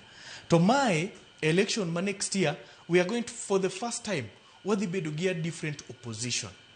An opposition which has never run an election on their own, an opposition, and it's going to be an election against an unpopular government. Koro nyaka wangi motegno ni IBC obedo candid gi decisions magi kaka ginyalo man election mondo mi waba ngata matiyo gi pesa mondo mi ou voters ma sirikal tiyo gi a lot of goonism mondo mi gi man election. It's not gonna work. and kata observers, my international observers, should be aware of what has happened in Ol Kalou. Ero kama na inya piny wanyaka wapinjre nyakoro mgojwang. Dibe ni jopiny oseriekore gi riekni mago mag jo siasa koso nango nikech kinde ka kinde oganda ritoga mar mondo miyukne gi jamna. Taparo ni ma Ol Kalou chato no ken jamna macha no ya jamna nikech kene jamna tindo macha pakara ni koro na dongo lemo madongo dongo. Nikech no oteka mano mar Lucas Okoth. Lucas ocho ni jomoki miyo gas gi mattress to pod gitimo gima dwarore, lakini jomoki miyo beti to wuok dhi tongo jowadegi. To bano nyisiro mna kit siasa mabendo sido kara mna kadhi mbele gwenge mopogore opogore. Waseneno goons mabende seo dhi negodo jo siasa ni mosebedo katimo godo. Akeni auko kaka jo siasa in bende diwach na onko tende kod okang makamano ayenya rikni ma jo siasa tiyo godo dibende jo piny ose yaw wengegi. Erokamano Sharon, kapok gine to nitie kamoro ma osiepno owacho osewache diriyo kosikonoe. Mokwongo nyaka wang'e ni UDA is the ruling party. Ene chama ma sani tiyo. Omiyo gin kare mondo mi giket mainogi, mondo mi ginwang' komno kane nyalore. Mano dwani mondo odhi on record ni as the ruling party en ratiro mar chama kata mar sirikal keche UDA is the ruling party. Ne gin gi ratiro moramora mopogore gi koko manyalo bedo ni ne ginyalo bedo ni ne gitiyo godo mondo mi ne giket maino margi mondo giyud kom Ol Kalou.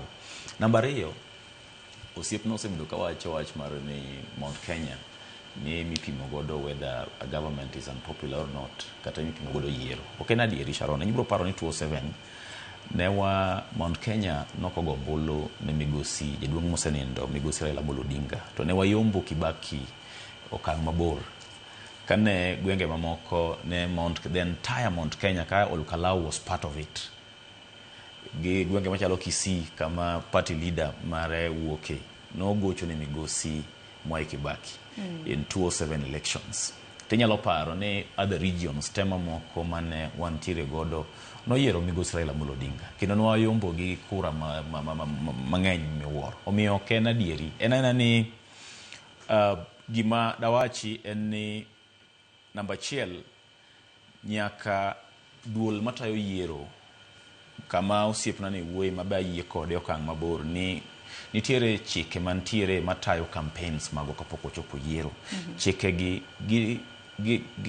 keto lwase maber makochopo chieng' makore go ombulu cha to ji obedo tamed. Ng'ama ne giparo mar nyayo tulo e yo mora mora kata mar jimbo tulo e yo mora mora bedo ka chike kakoro teme makachopo chieng' yiero to jopiny nwang'o thuolo makare mar yiero jatelo ma gidwaro. Mar 2, Sharon, penjo mi penja anyalo wacho Sharon kata anyalo yie kodi ni jopiny osebedo joma koro riekore miwuoro. Ing'eyo Sharon, siasa gi matek ndi. Siasa kama inyalo ting'eo a supporter ni gi mtoka ni mudhi kode kama go ombulu Sharon. Mi facilitate mi chaki gole kama go ombulu no mi kidwoke ot. Ting'ini no kogoni ombulu te kia. Ini uone kia no kogoni titing'e mi facilitate. So apara ni mana kaka na wacho mokwongo kana chako loso ni ber mondo mi jowa man gi paro kata mar dwaro telo mopogore opogore gibedo osiepe jopiny kopogore gi gino midwani mondo ing'iewe godo machalo pesa kata gik mane waneno Ol Kalou ka. Ini wuon kaka candidate bed machiegni gi jopiny. Bende jopiny nyalo chopo iri. Jopiny seche te ok gidwar ni mondo mi imegi pesa Sharon. Kicho pidho ng'ato Sharon tek. Mondo ikaw ngima ng'ato tek imiye breakfast, lunch gi supper. Gima itaji gi tek kaka dhano tek miwuoro. Omiyo kibedo osiep jalni ibedo machiegni kode to biro miye thuolo mondo yieri dhan ling'aling'a mokidhi ire tirito chieng' makoro gimoro wuok milaro tidhi kucho gi pesa kati tiyo gi serikal ni koro ine serikal ni tiyo gi police. Jopiny makawuono ok gin joma nyalo bedo coerced. Adwani gino bed ma very clear. Jopiny makawuono ok gin jogo minyalo chuno mondo mi gitim gino ma ini wuone idwaro to gino ok gidwaro. Ang'o molokore? Gimolokore ni ng'eyo piny dhano puonjore kalore gi gigo mosekalo chien Sharon. Jopiny pimo gino ne sembe pimo gi nyamin. Gipimo ni to chien kacha kano chonwa gi ng'ane no tiwa nade. Chien kacha ka ng'ane no kelonwa pesa mong'iewa godo mwami thuolo mondo tinwa. Bang'e no treatwa nade. Koro gigi miyo japiny wacho ni okay, kaluwore gi kako osebedo chien kacha. Kaluwore gi okang' 1, 2, 3, 4, 5 kamwa chopeni wanyalo kawo pesa ni kama chopeni wanyalo kao anything mikelono to I end up ni okwatimo nade okwayieri koro mano en gima jotelo onego puonjere kendo onego giyie mar ariyo Sharon puonj mar ariyo en ni ji te malaro kombe mag siasa wayiere ni ji nyaka chung kodwa kik wabed jok maparo ni ka wadu chung kodi to it's a do or die thing ni ine manyaka kaw gino aparo ni ok en paro maber ahinya onego wayiere ni siasa en piem momojiwo kendo momondiko Sharon ni ji ariyo malalo telo mar piny gima thego gi en ombulu to sama idhi yiero nyaki ikrie pachi ni result digo kariyo either idhi yombo kata idhi yombi ko yombi ikaw kwe gi mirembe tiwacho ni we mondo dagi mondo mi anwang thuolo mar kendo lero chieng' machielo kiyombo tidhi mbele tiyo ne jopiny koro ajiwo jotelo te manyalo dwaro kombe mag siasa kalure gi gima walan lesson mopuonjore ur Kalau ni namba 1 wayie ni kombe mag siasa gi ok gin magwa ok ochuno nini manyaki bedi en lero en piem ma inyalo yudo kata ok inyalo yudo mano gima nyaka wayiere kwase yiere mano waweketo siasa mondo beda do or die thing los policy mari maber ser jopiny ma weche miwacho ok ojimbo tulu ok okelo koke kindo ganda kech bang yiero cha to joka pod gin manowete pod gikonyore akonya pod gikonyore kendo gi yore mopogore Sharon erokamano ahinya hakeni en paro mimedo somo we wach kama ayie kodi the last part miwacho ni siasa kata yiero tok siasa ok en aduor die thing kendo kidhi e lweny nyaka ing'e ni the two outcome inyalo win kata inyalo yombo kata inyalo yombi koro waweketo uru jowa obed kong'eyo ni siasa en maragoko siasa maragoko ji nosekale ji noseaye siasa mar yuko jamna wang'ni to joluo jamna oyaw dho pesa duwuok nu State House ka in fact sani kaka giseneno ni Mount Kenya is no longer tenable en kama ok ginyal yude gimoro sani jamna dwa ringo luo Nyanza to we mondo mi achaka apogra e wach moro mowacho ayie kodi kiwacho ni 2007 migosi Raila Amolo Odinga manosenindo no oyombo kura kata without the vital votes mag Mount Kenya but we mondo mi akonyi ni ndalo cha Raila Amolo Odinga is different with William Ruto en ng'ama niga goko gimitemo kwedo kano is what he is you all know ni he will do everything to win an election obro timo gimora mora in fact no wacho kata State House ni tok to mar Kiarao ni we used a lot of money in the by-election Mambere North and we are going to use even more a by-election Marol Kalau they used it negitiyogo kendo no aneno in fact nitiere kuonde ma chon kane bribe voters nitime kisirisiri donge nitiji mang'eny mane could not even be exposed to that ikaw kata ka ne en 100 nikech ndalo cha ne pod atin ikaw kata ka 100 tineno ki imiyo ji jatelo kuong dhi koko weyo ji timore nade imiyo gi jamna 100 moro kata ka en 200 sani no ohedhe lela kimiyo bribe titime publicly bende sebe na the state officials wacho ni nyaka cabinet secretaries kendo waneno ka timni jowa okawe joma chalo John Badigini sani okawo timni ma oke kaka watimo timbe wajoluo no puonjro kata ka Raila Amolo Odinga nyalo chiwe nindo sani the first thing monyalo condemn kata unung'eyo ni gima dhi mbele ni ok en gima ber ma oke kaka wadwani mondo mi wadong Kenya marwa ok wadhi time kama to migosi Raila Amolo Odinga ne nigi popularity across the country sani kidhi Western Kenya is different Sifuna osekaw Western the whole Western the old guards machalo Mudavadi gini sani have gone into hiding ne gin gi buche mopogore ndalo cha ninyalo neno ka Raila head the Western ne ntie gi Nairobi a vital region ne ntie gi Mombasa coast region ne ntie go to kanye ma William Ruto is unpopular Western Sifuna omako Gusii region Dr. Fred Matiang'i omako Kamba region Stephen Kalonzo Musyoka omako Mount Kenya Gachagua omako kanye manyien dhi ude kura kanye kuna ing'eyo wadwa wacho ber to ada ni mondo apar ne kapok abiro gima tamo wach. Ing'eyo Sharon, Mount Kenya region en region ma kuom muda malach manen jaluk banker machon Rigathi Gachagua nodhi Orlando siasa moro kanyo mar dhoudi miwuoro ma siasa odhi donjo ewi. Ing'eyo gweng ma wawuoye motime yiero ni en gweng ma siasa mara kweda mar dhoudi ogoye tach miwuoro Sharon.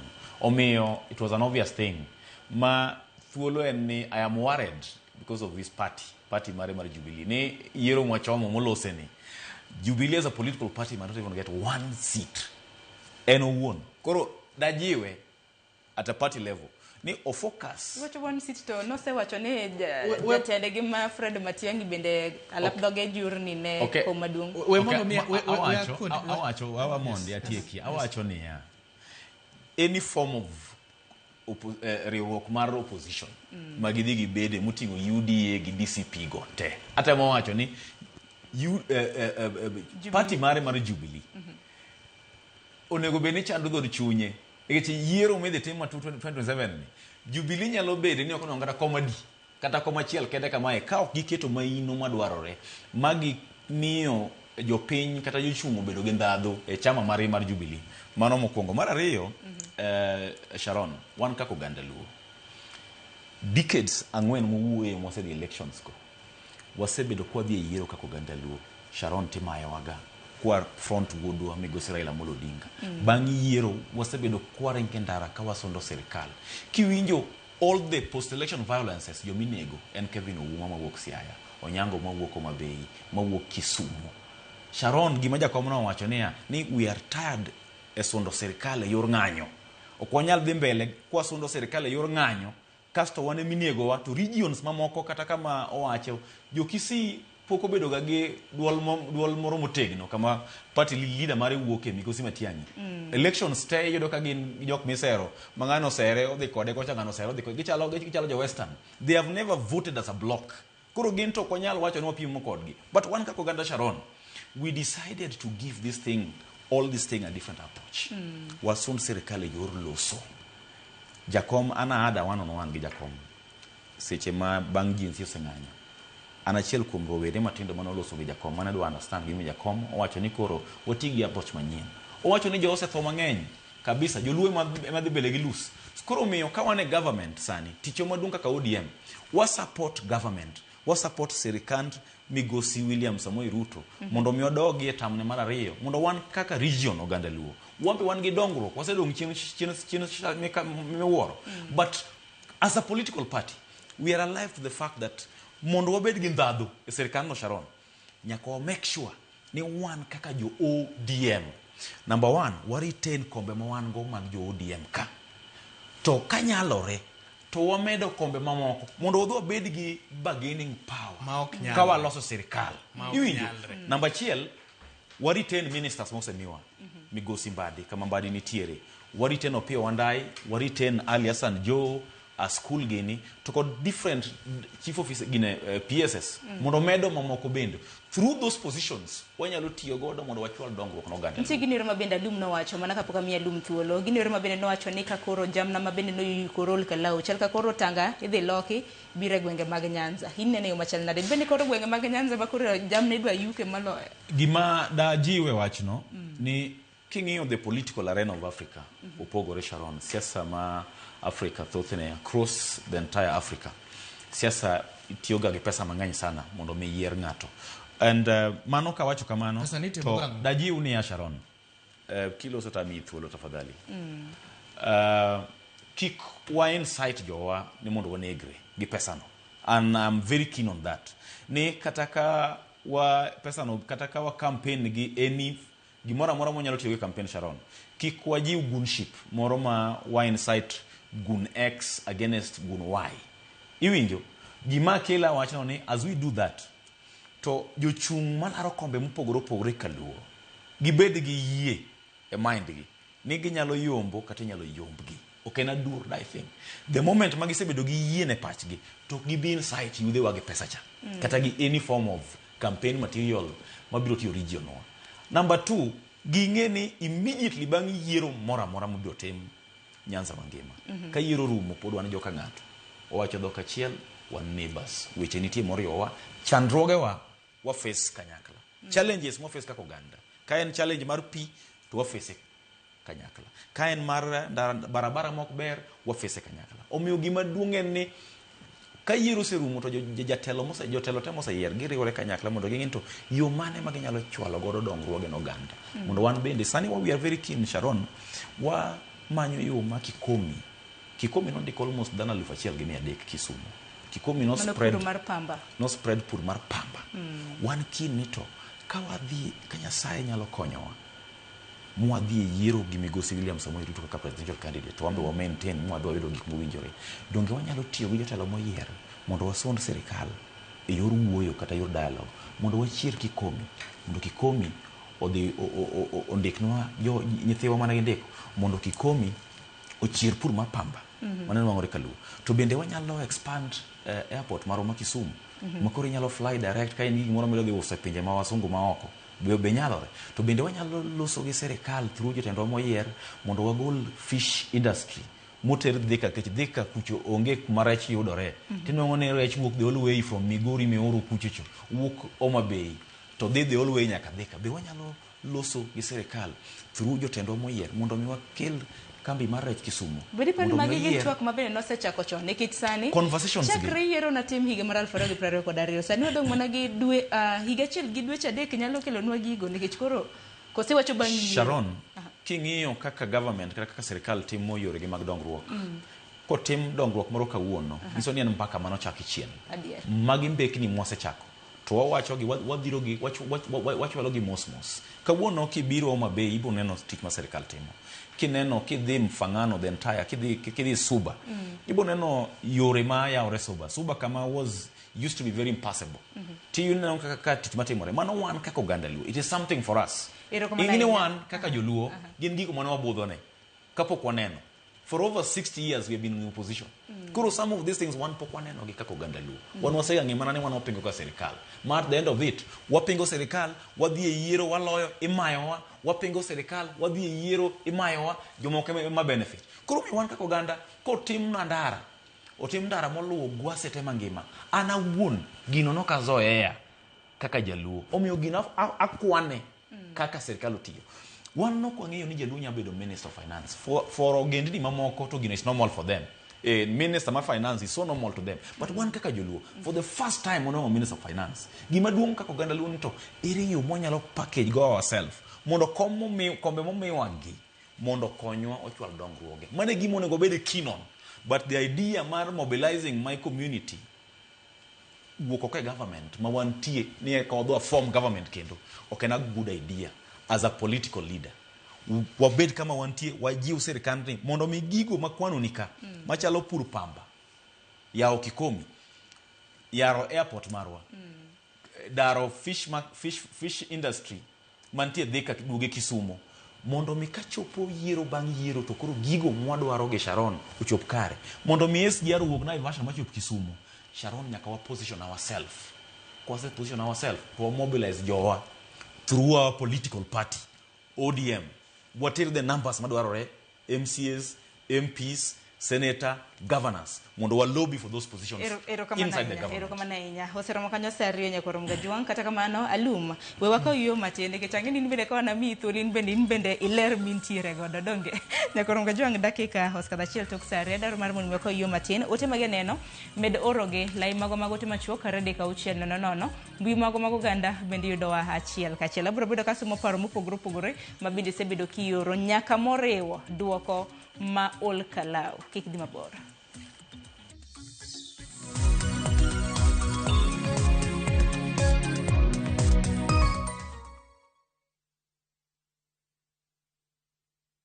Imagine this. One moment you're riding through the jungle on an ATV. Next, you're standing before waterfalls, soaking in flower baths, watching the sunset over Jimbaran with the ocean right in front of you. Soft morning light, jungle sounds, a floating breakfast waiting for you. And somehow, you begin to feel restored again. Experience 4 nights in Bali with View Travel starting from just $1,910 per person sharing. Visit www.viewtravel.com or call 0703-254-254 to book. View Travel. Dream, explore, discover.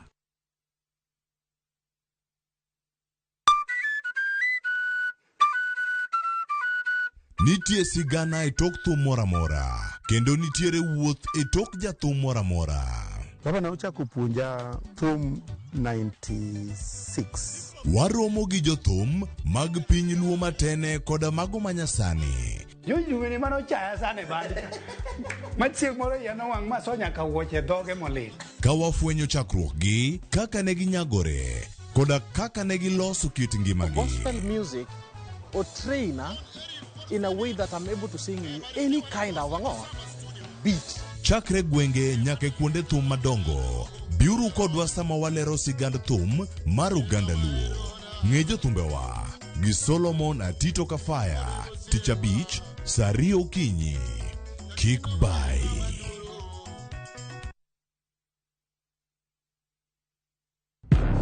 Hera, andhoga, adiera. Na yie kodi. No kang'eni ni nyalo timri marich kamae. Ich lach ok duong' dhot. Obiro donjo to kao. Nyaka sani podi nikia gimoro amora mantiere pacha. Hera miyo ng'ato bedo gi teko mar timo gimoro.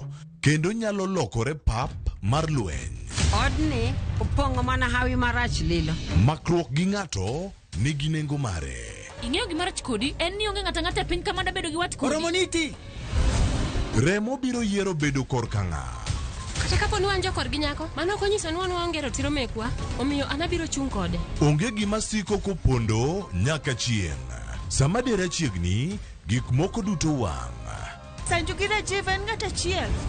Waya donga wache dier. Parineti. Wuok tich nyaka ngeso. Saa 2:15 otieno.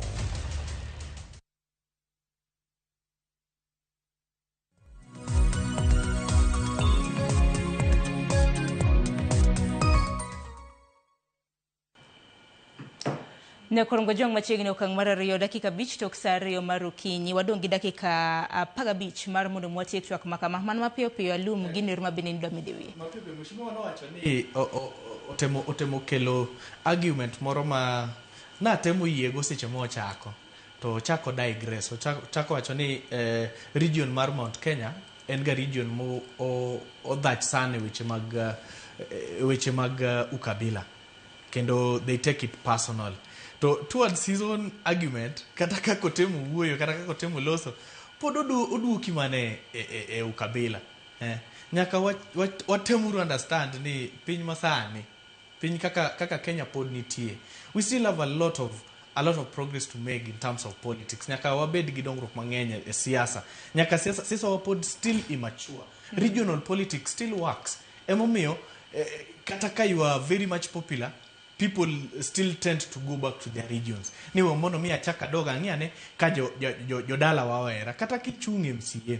Jing'iyo ga ni be in gi dhako gik machal kamano be in gi dhako. To mago be ni watieko nikech ahinya joma mine mawinjoga be osekendi be ng'ama rito ode maber be ng'ama ohero dalane. Mago gik ma pod are still taking shape in our politics. Emomiyo regional politics is still working. Kata ODM in its own. Why is ODM so much fixated a zoning mar Luo Nyanza? En mana ukabila utemo wacho ni Luo Nyanza, it is an ODM zone. Matene ni wajo Luo one we are supposed to oscillate within a specific limit. Okuwinjo beni wa yiero ngamote brenade. And that is what we are running away from as a country. Kaka wan jo matin. And mheshimiwa, kake wacho ni you are one of the people manobed piny gi Raila Amolo Odinga migosi kane poko nendo. Nyaka you rethink your strategy in terms of how you advise our people. Kuang'iyo wawe uru go kura kata go siasa kata wuoyo emotionally. Wabeduru gi reasons momiyo we need a change as a country. In way of forward ni nyalo bedo nade nikech mheshimiwa Ugo na wacho ni gimomiyo ni gisiro sirikal nikech 1 2 3. Into gimomiyo ni siro kweth mapingo piny owacho nikech ango. Gimomiyo this is my own personal opinion with regardless gi my standing kata bedo ni aja opposition kata what angle. But I want my people kata gombo ni joluowa wabeduru gi long term objectives. Kata wangiura ne piny Kenya as a whole without looking at a specific region ni one kaka wa benefit and everything. Ji mang'eny kata yawa matindo ango miyo ji mang'eny somo Luo Nyanza mondo mi gibi Nairobi kata jomoko gi establish ohelni magi Nairobi kata odhi Kisumu kata kiloso ndara kata item milos ndara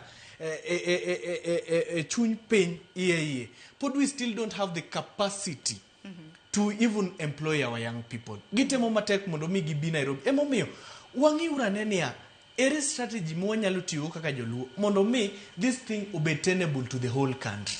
Iwinjo mondo mi anyalo wuok e pinywa dede awendo constituency adhi Mombasa adhi Atikono with no limit ni ajaluo okowinjo be nanyono kanyo ni joluo winjo be ni osile no kata kama adake Odokuyu to ok nit onyalo kagi wacho ni koro un kaka joluo okowinjo be ni udake ute okuyo dake gin ok wanyalo parade kamano kata nitie okuche mang'eny masani go ohala ng'wa e Luo Nyanza kochacha wachako politics mar go regional ni joluo watem kama ni wan support William Ruto akiano timbrena. We cannot move forward as a country.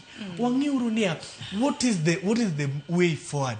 William Ruto has proven beyond reasonable doubt ni he cannot run a country with no biasness. He cannot run a country. The way forward nenia we need to fix systems. Wadwani mondo mi wabede gi kata rais kata president manyalo keto improvements in all sector with no biasness kata with no self interest. Okwanyal bedo gi ker kata gi sirikal ma will do everything to use money to do things. Mama no nyalo bedo nga kingiyo jogo mabende samoro. In the entire outfit kata all the people ma are running for president. Poda bro mana medo kono joluowa ni Dr. Fred Matiang'i is at the best position to help this country. It can be a sort of a laughing thing right now, but if you look at it at personal level, look at what this guy has done with the little resources kata in a very corrupt government. Ma William Ruto named deputy president, he managed managed to fix the education sector. No managed to fix the issues my exam cheating. Kano donjo emigauma security. Masani wantie gi a lot of problems. Kata jo wa work to wantie gi sirikal munjo be ni rito jo piny. No kinyal winjo weche mag goons endalo Fred Matiang'i. No kinyal he was so much thorough on cracking down weche mag goons. Elections ni timo. By elections otim kata mana Kiambaka. Iwinjo Kiamba otim by elections ndalo ma Fred Matiang'i was the cabinet secretary. No kineno ka sirikal tiyo gi pesa marom kamano, no kineno ka sirikal tiyo gi goons, but he stood his ground. Elections come and go, and we are not here to serve specific political interests. We are here to serve you people. That is the way forward as a country. But ka wanti gi sirikal ma all they can do and ni gingiyo on one side, it is either we do it or we die. Erokamano mokongo arana ngis owadwa gi motamo wacho ni migosi Fred Matiang'i no timo ber. Ngine ka ngano no ka Matiang'i Dr. Fred Matiang'i no bedo Minister of Internal Security. Mane diere mwa kwanyo so many bodies in Siaya. Mano be nyaki mano se nantiere Rivayala I mean. Mane samun nege bende ji mang'eny kabisa joma nyaka till today pok joge kata jogo monege nwango justice. Mara ariyo adana awach awuoye gimoro miluongo ne kar zoning motemo gwecha. ODM ok chwal ne mondo tim zoning e Luo Nyanza. Owacho ni amoro ko wacho ni en ngama janono mar siasa. Onego be ni en informed kendo ng'eyo ni even international politics king'iyo kata siasa ma America, we have the blue states and the white states. Tiene ni regions gi bedo represented gi chama mopogore. To ji yie gi chama kalore gi the political ideologies mag party. So a given region gi package themselves ni one kaluwore gi manifesto mar party X. One jo kaluwore gi gigo magi advocate for. So zoning en gima timore kata international. Emomi America wan gi the blue and the white states. Kene region moro gen gi amini ni ideology mar of a given yierego ni manifesto mag chama cha nyalo chwal dwaro mar Uganda. Mano bende kaka Kenya waka. Region wa Manyanza wayie gi ideology mar ODM ni through ODM wanyalo yudo dongruoge. Ok en Luo Nyanza region kende. Ing'eyo ni Nairobi kaza even in the past election out of almost 83 MCAs Mama Bay County Assembly, almost 70 something, almost 53 out of 80 something negin jo ODM. Kuro ngiso ni ODM Nairobi ka benden en kar ODM kidi Mombasa the same. Iwinjo gi kede Kakamega man gi constituencies 11 kama Mudavadi nyo ae gi Wetangula ae ODM ne gi wajumbe 10 out of 11 constituencies mantika Kakamega County. Manen region mar ODM. Koro adwani mondo ongeni zoning en ni region ka region yiero a political party kalore gi ideologies mag chamano. Gineno ni ideologies mag chamano nyalo chwalo negi dongruoge kaka Uganda. Ema kelo zoning. Adani mano mondo miya ajiw osiep na mondo ng'e. Mar ariyo, dongruok ma jopiny dwaro kama ni penjo ni way forward cha.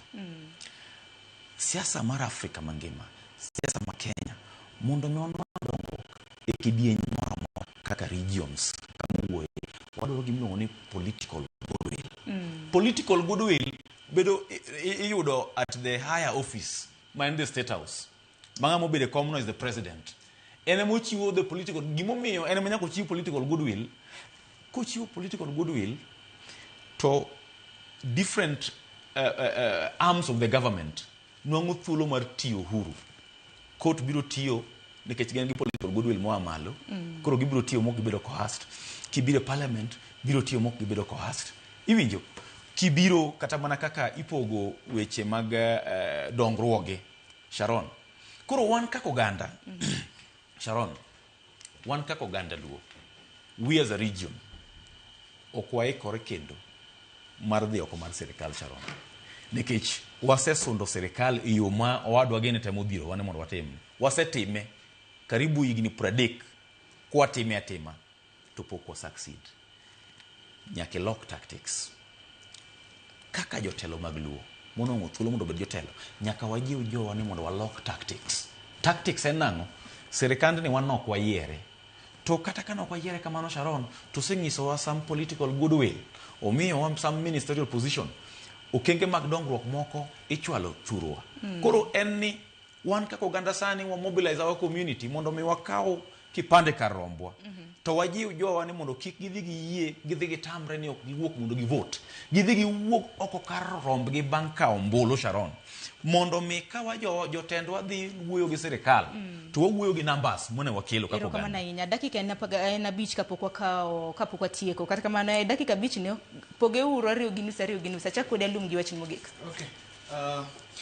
Sharon, ing'eni ndalo mang'eny kabiro ka to atemoga avoid discussions gi some kang'ato wagiwi machuali. It becomes nyaka wabeduru honest. Watemura ne enlighten our people well. Waweuru go aga PR with no clear statement. Koro mondo mi awach kama. Poda medo paro ne jowa ni dongruok kata dongruok mondo mi wabed gi a proper country. Nyaka wabeduru joma very candid in our decisions. Okochuno ni nyaka gochni.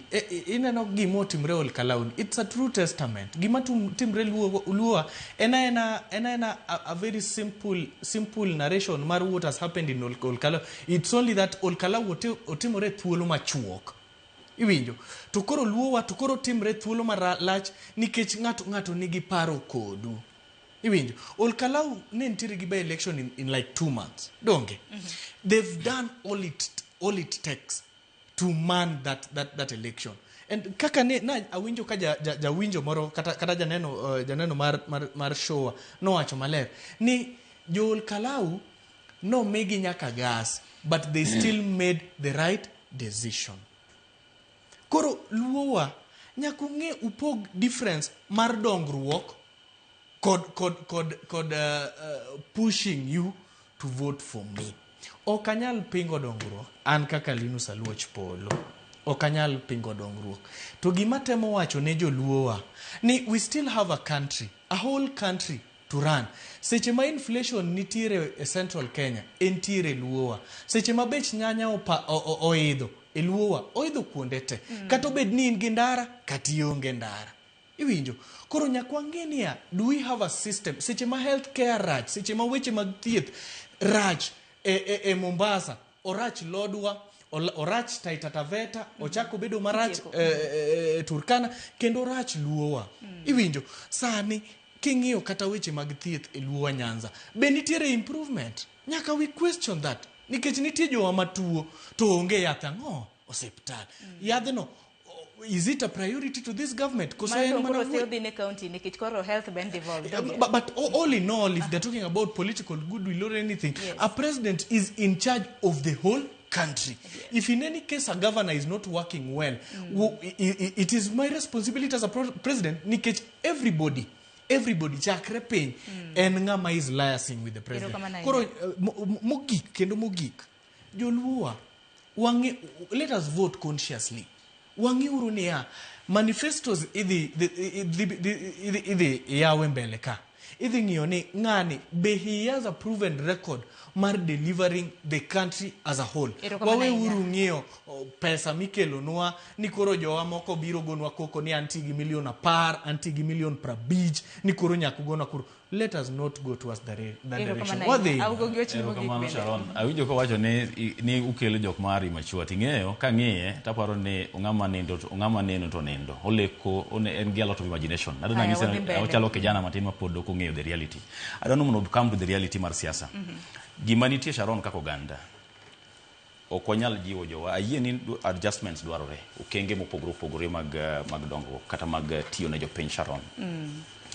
To as much as ni adjustments dwarore e gigo ma serikal okelo machalo kata mana korka thieth kata ka the new funding model apani mane gima under korka somo apani mane is an issue. Ayie ni as adjustments dwarore, but as a people kalore gi what has happened to us kumwae chien ine kaka wado wuoyo ochalo ng'ama no ko participate kata mana ng'anya ochalo ng'ama onge kata mana relative ne moro mano chiel gi lisasi kane wasundo serikal mondo serikal otinwa kata mondo manwa serikal modwaro. Sharon, one we said ni jakom no wacho ni wa miuru all this issue a different approach. Sharon, emomiyo we are here where we are. One, as a people, as a community, okwanyal mobilize jowa again ni mondo wadoge ng'anyo. That is one. Number two, one wajiwo jowa ni mondo number chiel gimagitim wan kauru ombulu kar rombwa number one. To make sure ni kochopo chieng' ombulu Sharon to mbucho no kwan nikech mano kende gima nyalo miyo wayud political goodwill e serikal mora mobiro bedo in place. Ka serikal obedo in place through jotendwa moyiero wawacho ni as a region nwa kelo ma miwauru ndara, nwa kelo ma miwauru Kikomi, nwa kelo ma miwauru that fish industry. Mano e argument kata mano e direction maparo ni I'm not misleading mbele Nyasaye as a leader ma onongo thuolo kuom ngono mar Nyasaye mondo mi otine jopiny. I'm not misleading my people. Kangiso gi ne jodalawa wakauru ombulu kar romwa mondo ombochwa no bi kwane kochopo 2027. Kecho through ombochwa no through number wa mogo ombulu ema biro miyowa wabagen kata wakwa mondo mi serikal ochwal dongruok. Erokomananya toko bedo maber wewe walor sani dakika oskadho 21 jakorom Gajwang' tok sari maru kinyabro chaka gulu kende twak nikech ingeni kisera mar ombulu to pod dhi nyime yono mar mondo make gi kanyo mabiro en chenro